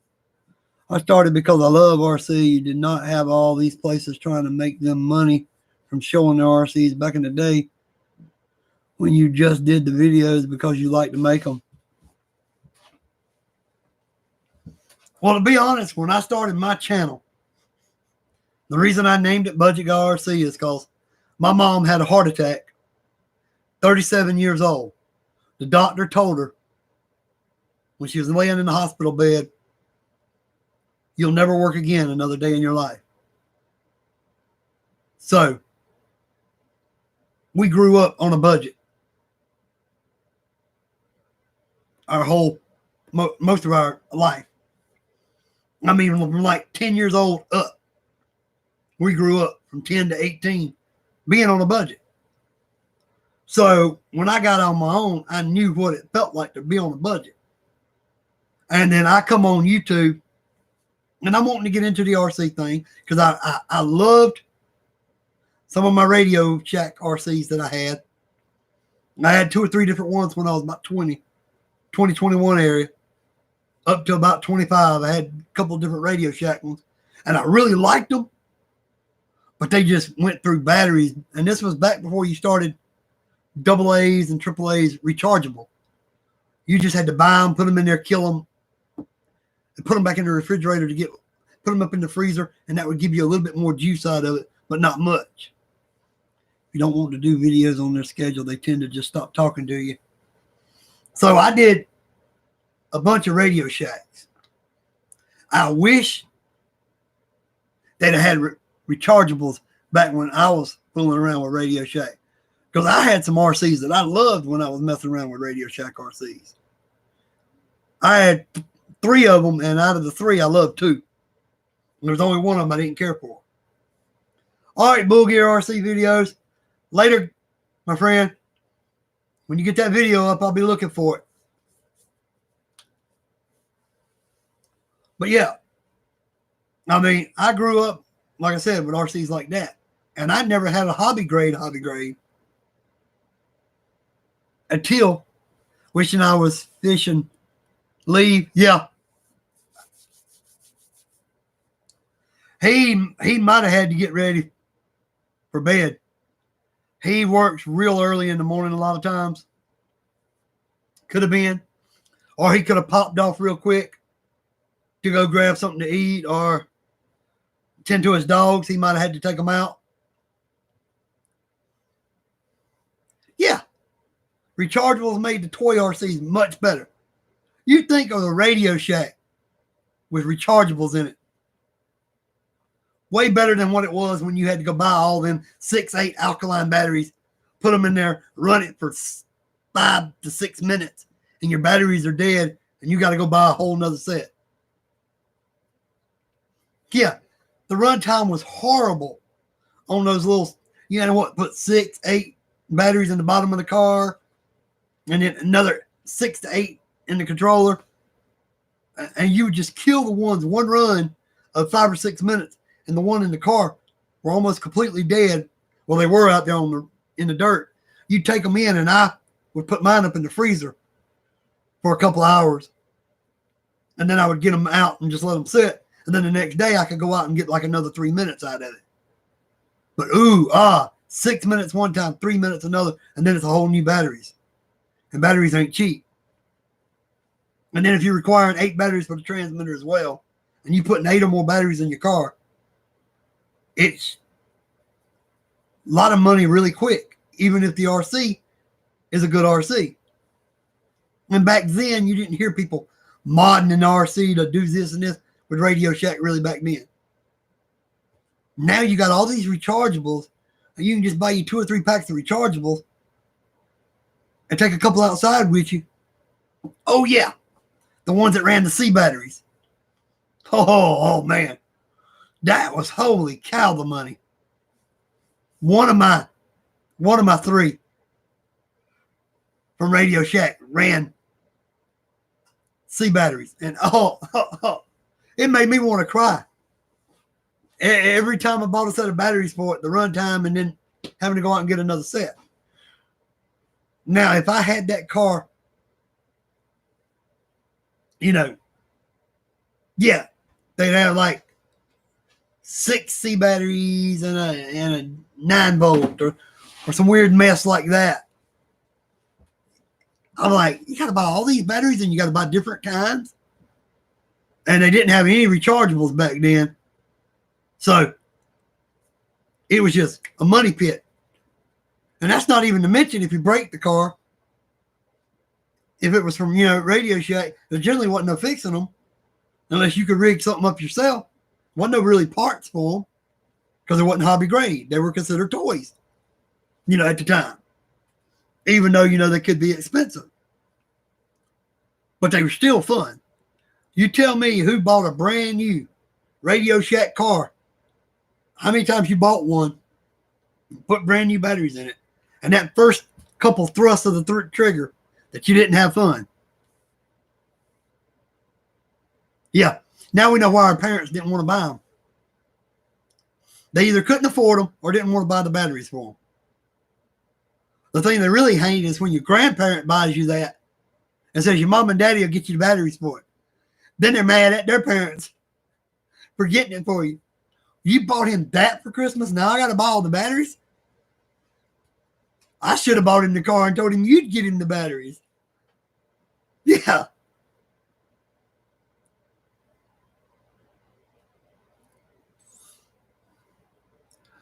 Now, here's the weird thing. Massive Cloud. You have a bunch of AA rechargeable batteries for all your transmitters. You say you were blowing through AA batteries. Here's the weird thing. Now, this controller, I'm just picking one up by random,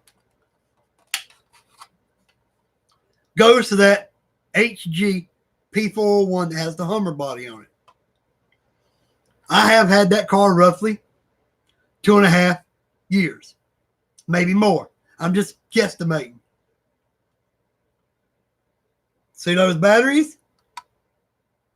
Duracell. Those batteries have been in it since right after I bought it. I ran a cheap set of AA's in it, no name set, when I first bought it. It was like 2 days after I got it. The light was already starting to flash. And I had to cut it off for a while, turn it back on, then it have a little bit of run time. Changed it out and put my AA Duracells. They've been in there over 2 years. And I ran it multiple times. You can go look on my channel and all the videos of the HGP 401 are Duracells. Because the time I ran it with the no-name little cheap batteries was not even on film.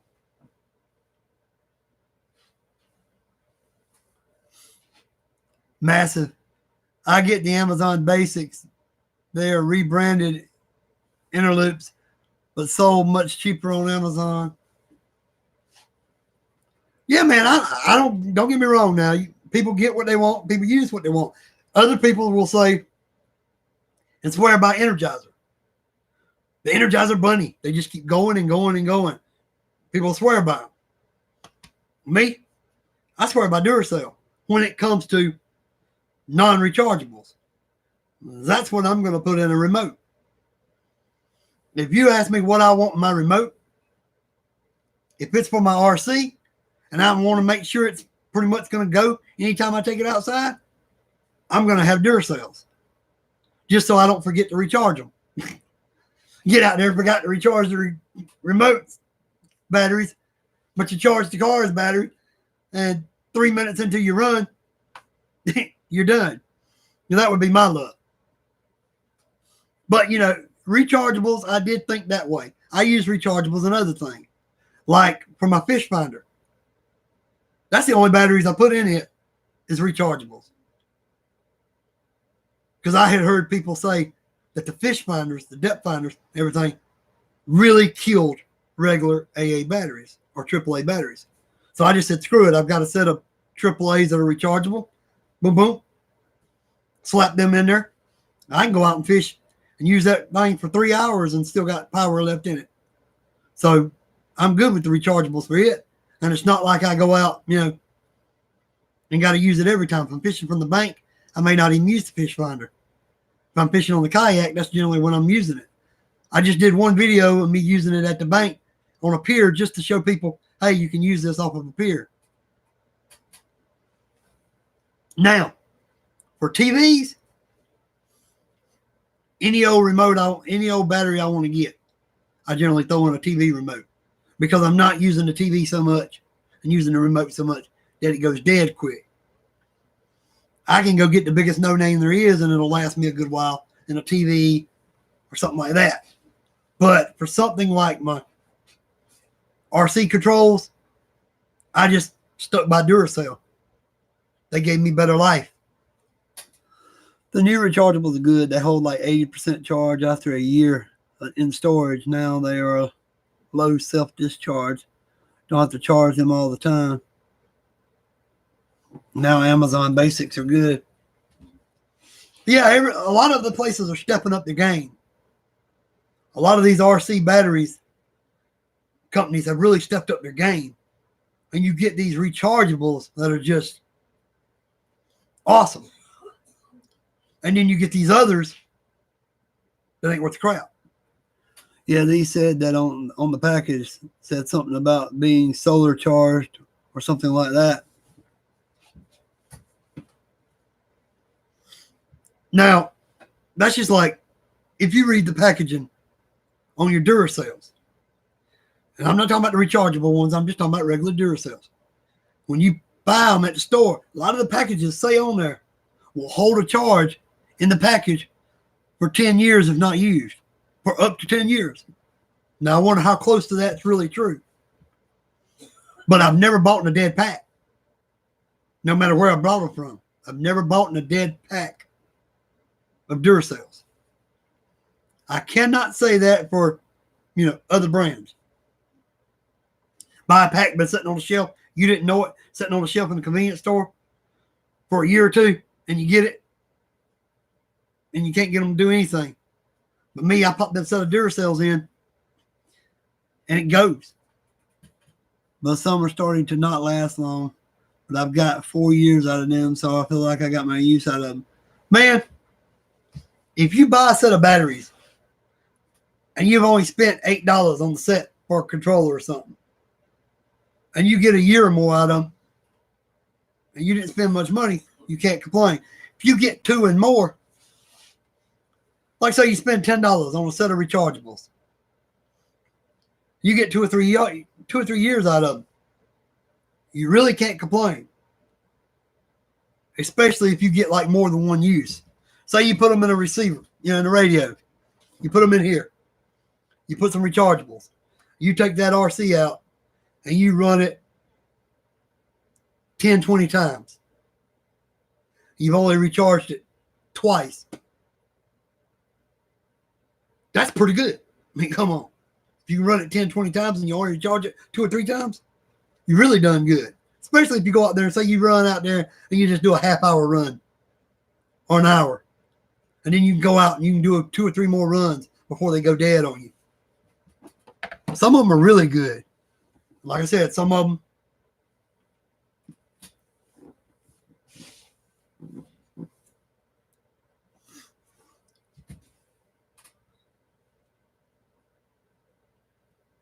Inner Loop and Amazon Basics. And IKEA Lotta batteries, all the same batteries. They say they're Panasonic. Yeah, Panasonic makes them.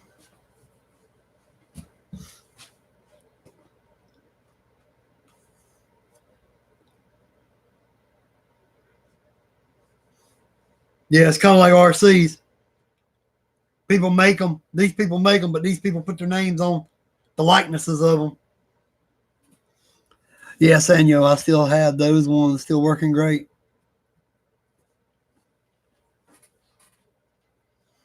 But yeah. But yeah.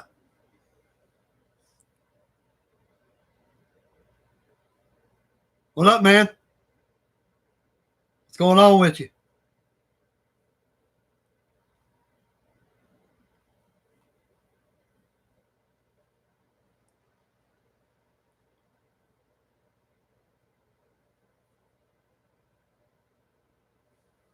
They haven't played with your cars in over a month.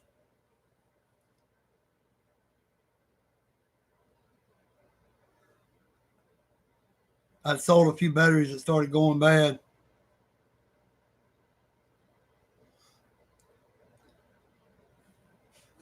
Yeah, I've had a few go puffy on me, and I had to keep a close eye on them. They still, hold a charge. They still work good, but I have to be weary of them.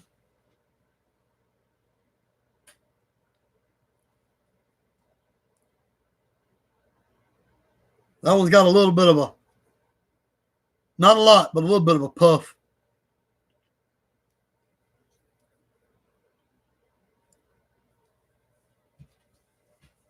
This is a 2S LiPo, like I think it's a 2000 milliamp hour with a Dean's plug.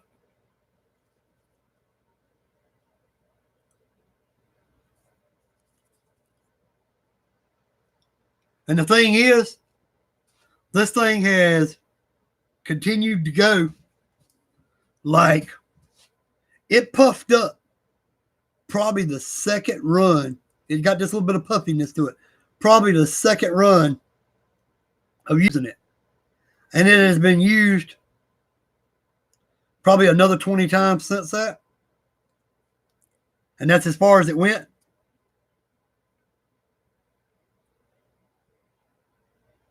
That's as far as it went.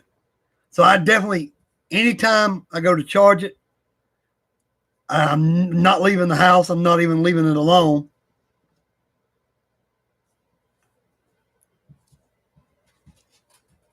I've only had a couple puff. This one ran through a lot of water, and the outer part barely started puffing a little bit, but I knew what it was. I knew it was me running it in the water, and that outer casing just got a little wet. This one started to swell just a little bit right here. You can feel it. It's kind of squishy in just barely. But this one's been ran for 2.5 years, and it never went no further than that. But I pretty much submerged the battery one of the first times I ran it in RC, and that's when it kind of puffed up like that. Since then, I just don't run it in deep water when it's in there. And I just keep an eye on it when I charge it. And I balance charge it.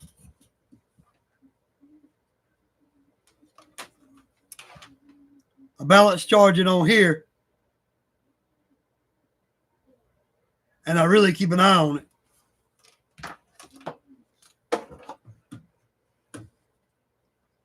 And it still gives me good run time. I mean, yeah, if they're losing power or you get where you don't want to, that's like this one over here. Right? And sometimes you just get a bad one. This one right here. And this is a Venom. And you generally have good luck with Venom. But this one, it crapped out on me in less than a year. In less than 6 months, really. I think I got 4 runs out of this battery. And then it got where it would only give me 5 minutes. And this is a 2000 milliamp 20C Venom. And it wasn't a fast RC. It was a crawler. So should have definitely had better run time than some 3 and 4 minutes. It got where after about 6 months, it went to only 3 or 4 minutes of run time. When I put this battery originally in the truck, I had a half hour or more. In less than 6 months, I was down to 3 to 5 minutes at the most. I bought 2 of these. One of them still charging, still works as to this day. This one, if I charge it all the way up, I could go out tomorrow, run it, and I wouldn't get but the 3 to 5 minutes out of it, and it would be dead. But yeah, generally nickel metal is the way to go when you go in the water. Excuse me, because you ain't got to worry.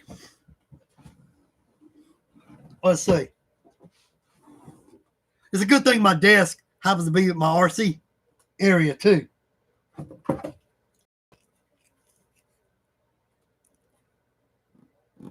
There's my 7-cell nickel metal that goes in my ECX Torment.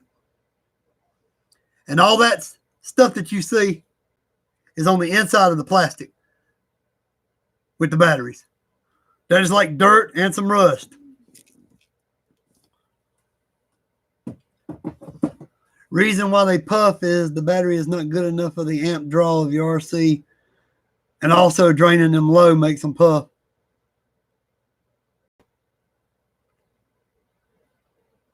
I think that might be why. Shen, I actually think that's why I puffed.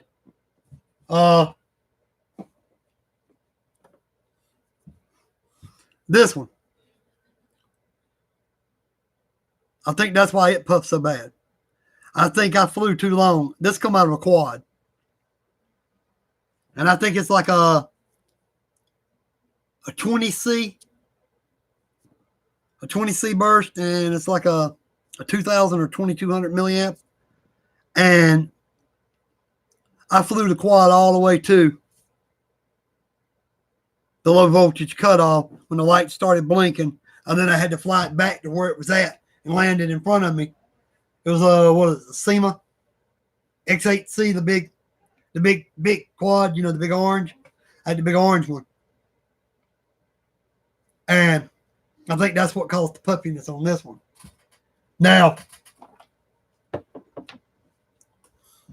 this one here got a little bit of puffiness to it. This goes to that Polaris Razor clone. It puffed after I ran it through water.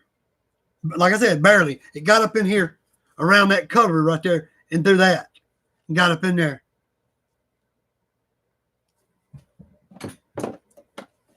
And this one, which ain't barely puffed, it's barely. I got a little water right in there.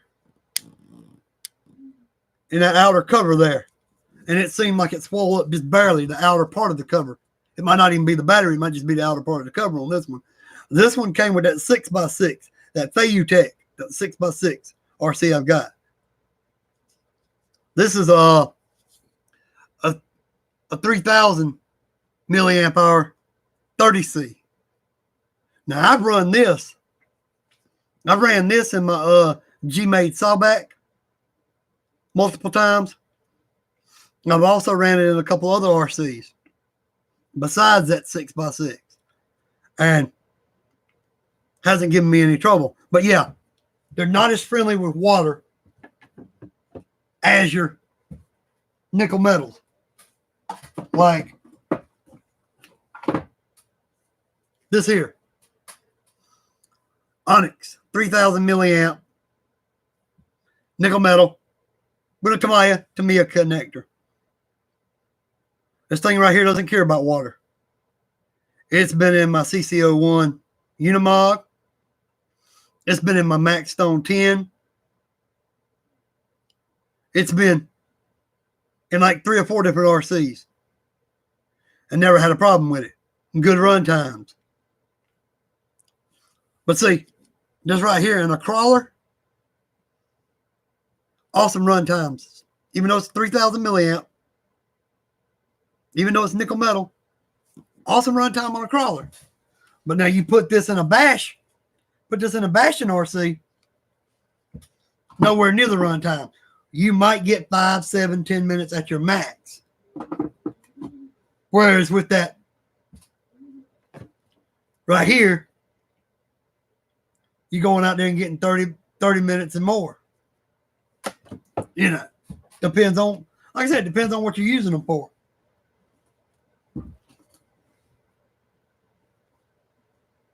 Let's see.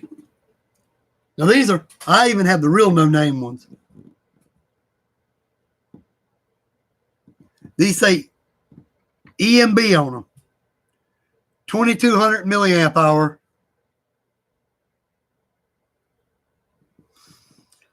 And these are double A's that I bought from Harbor Freight.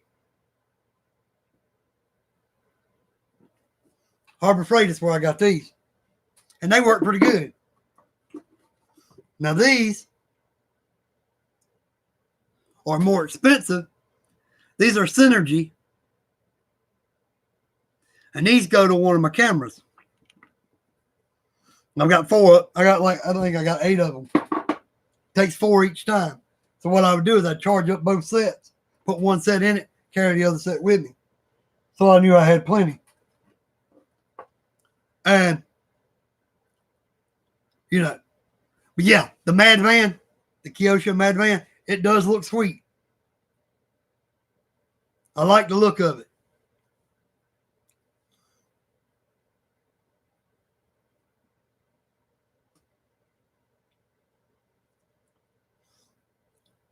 But I hope it's better than that the little, what is it, $120 pickup monster truck version they had. I heard that thing wasn't good at all.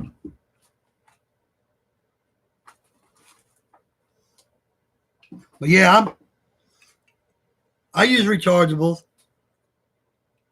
There's rechargeable batteries. D batteries, 1,500 milliamp hours.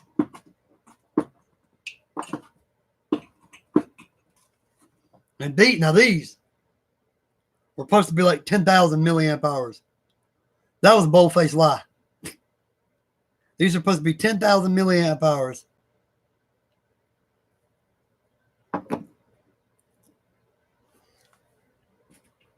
These are only 1,500 milliamp hours. These 1,500 milliamp hours lasted as long as these 10,000 milliamp hours. See, these were all for eBay. These were from Harbor Freight. Go figure. Oh, it is 4-wheel drive? That's awesome to hear. I hadn't seen it. Hadn't really seen a lot about it. I knew I liked the look of the body and everything. I didn't know it was 4-wheel drive. That definitely makes me like it more.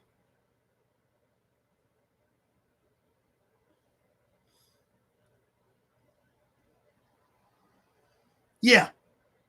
You buy batteries, let's say that, and they don't even give you any more than a 1,500 milliamp. I think they meant to put 1,000 milliamp hours on there and misprinted it and put 10,000. I'm trying to give them the benefit of the doubt. 219.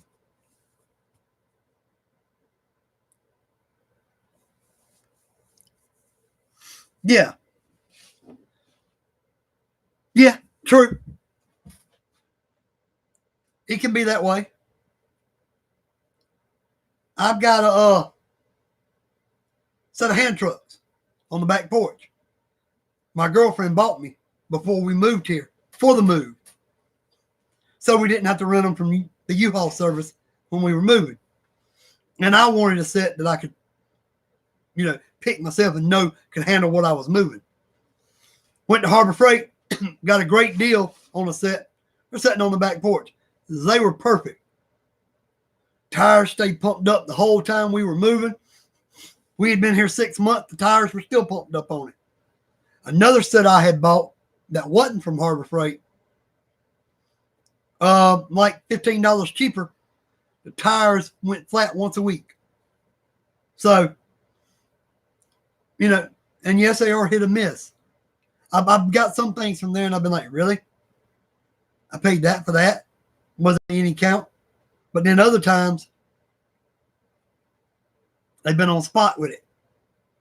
And some things you just can't resist for their prices. Even if it ain't the greatest, you're going to get your money's worth out of it because it's so cheap. And I love the fact when they do those promos where if you buy $5 worth of stuff, you get any of these 5 items for free if you buy anything. You can walk in here and buy a $2 ratchet or a $3 ratchet, and you're going to get this item, one of these items you pick from, free. Guy next door buys Harbor Freight tools. They always break on him, but he keeps buying them. Well, you have to look at it. How much do you have to buy compared to how often they break, how long they last? You know, it just all depends. I mean, really, realistically, Craftsman, Snap-on, 2 of the best automotive tools, you know, in my opinion, that were ever made back in the day. Craftsman, Snap-on. I used to long to have a tool set of all of one of them, or just a mixture of them two. Then my mama went and found a set called Husky. And she had them things for like 8 or 10 years and swore by them. They were called Husky.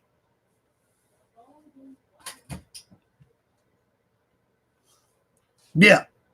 I mean, it is true, the old saying, you get what you pay for. I mean, if you buy a $20 tool set from Walmart, you can't expect 20 years from it without breakage. Husky's better than Craftsman. Wow.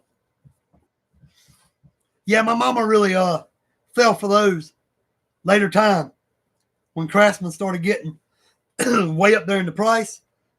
That's when my mom found the Husky. And she just bought her a small set of Huskies. And she swore by them. Now I just buy whatever I can afford at the time and deal with what I got to deal with. And at one time I had, this was years ago. At one time I had 3 vehicles on the road. And I couldn't afford to stock all the vehicles with name brand tools. So I'd just go to Walmart and get a $25 tool set, slap it in the trunk of each one of them. 2025 in this one, 2025 in this one, 2025 in this one. And then I kept my good tool set for at home. That way, at least if you were out on the road and you broke, you had something you could try to fix it with. If you were at home, you would use your better tools. I always snap Craftsman sockets.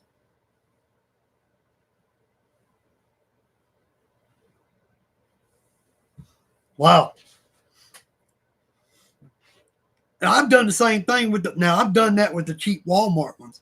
Be trying to break it loose, break that bolt loose, turn just a little bit, and you see that socket just go, just split right down the side. And you're going, really? Not so bad if you're in your backyard and you know you got your main tool set and you got some good name in it. You can go grab one of them, come on over there and break it loose. But if you out on the road, lo and behold, and it breaks the only socket of that one you got, you're dead in the water. Yeah, the cheap ones do bust a lot. But it's like this. Back in the day, this has been a while, I used to have 3 cars that I ran. And I couldn't afford Craftsman, Husky, Snap-on, any of that to put in the back of 3 different cars. So I had some Craftsman and some Snap-on at the house in a big toolbox. And then I had a little small $25 set that I kept in each one of the cars. Guy from Craftsman told me, you're breaking the sockets. You're over torquing them. And I said, it's from loosening the bolts, not tightening them. Yep. It also depends on who's repping them, who's working there. You know, it's like getting stopped by a cop for doing something wrong. You got this one cop that's going to pull you over, give you a warning, tell you just to look out, let you go. Another cop, he's dead on going to claim you were doing more than what you were doing wrong and give you the biggest ticket he can give you.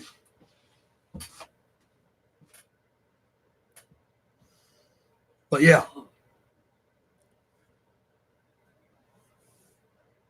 I got a bad problem over tightening bolts. Yeah. You think, well, just a little bit more. That doesn't seem like quite enough. Let me give it a little bit more. And that little bit more, snap. But to be honest, you would rather the socket snap than the bolt.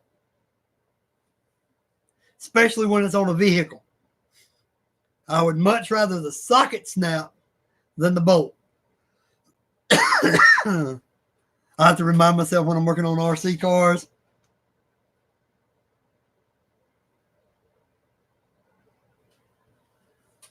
I will strip out threads on plastic. So you guys catching any fish these days? To be honest, Shin, I haven't been fishing. I haven't even been out to run an RC in the last few days. As I was telling Massive Clouds and wishing I was fishing. I've been playing online computer games.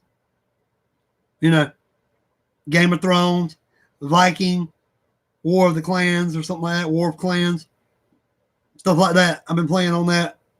And I was telling them I'm probably going to be taking a stroll down to the lake to film the spot that I've got back in a cove near where I live. And I'll show the walk down there. Maybe show what I'm going to be using the first few throwouts, then stop the camera, and then show it when I switch over to something else. And just kind of, let y'all get a feel of a new spot I'm going to be fishing.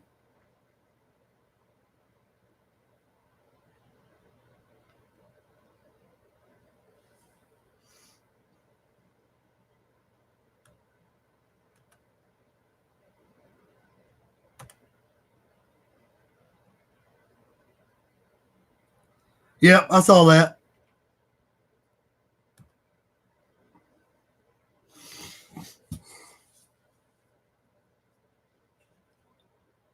I got a lot of video, but I have caught them with the ponds half frozen, my string getting ice on it, and my rod's eyelets closing up from it.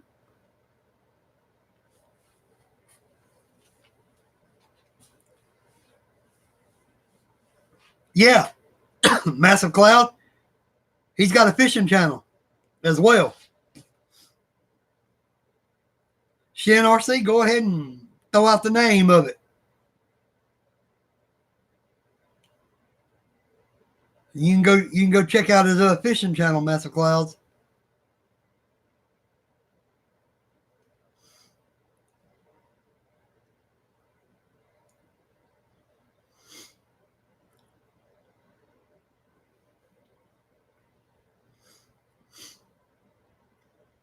And see, that's one of the top reasons I do this talk.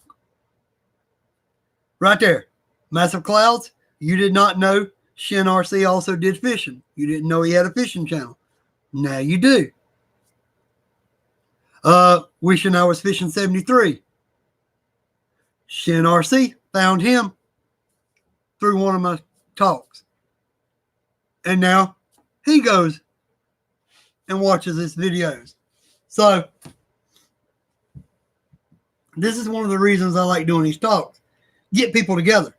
Not just RC, but different things. When you can come together and just talk about whatever,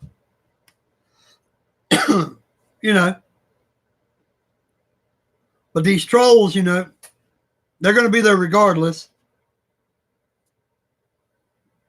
Yeah, you found Wishing I Was Fishing through the live streams. And him and Shin RC also found each other through my live streams. And that's all I'm trying to do is bring people together and we just get on here and talk. I mean, there's been talk about RC tonight. There's been talk about YouTubers reviewing RCs just for profit. Yeah, I'm about to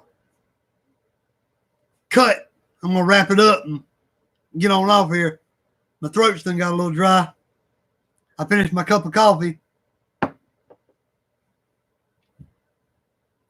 I talk with a different voice, so be prepared if you're used to my real voice on Shin RC.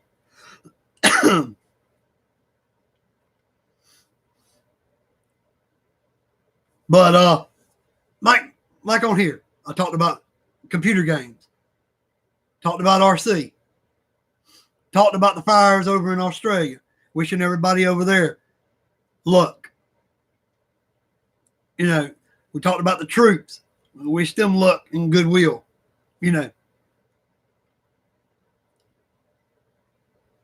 Appreciate the live chat. I'm about to go check your channel out after this. All right, Shin, he's going to check out your fishing channel after this. Well, guys, as always, I appreciate y'all tuning in, jumping on here, sharing your thoughts and what you're doing lately with me. I'm going to get ready and bounce off of here. Everybody have a great night. Peace. This is Marshall, a.k.a. Budget Guy RC. We out. Later, guys.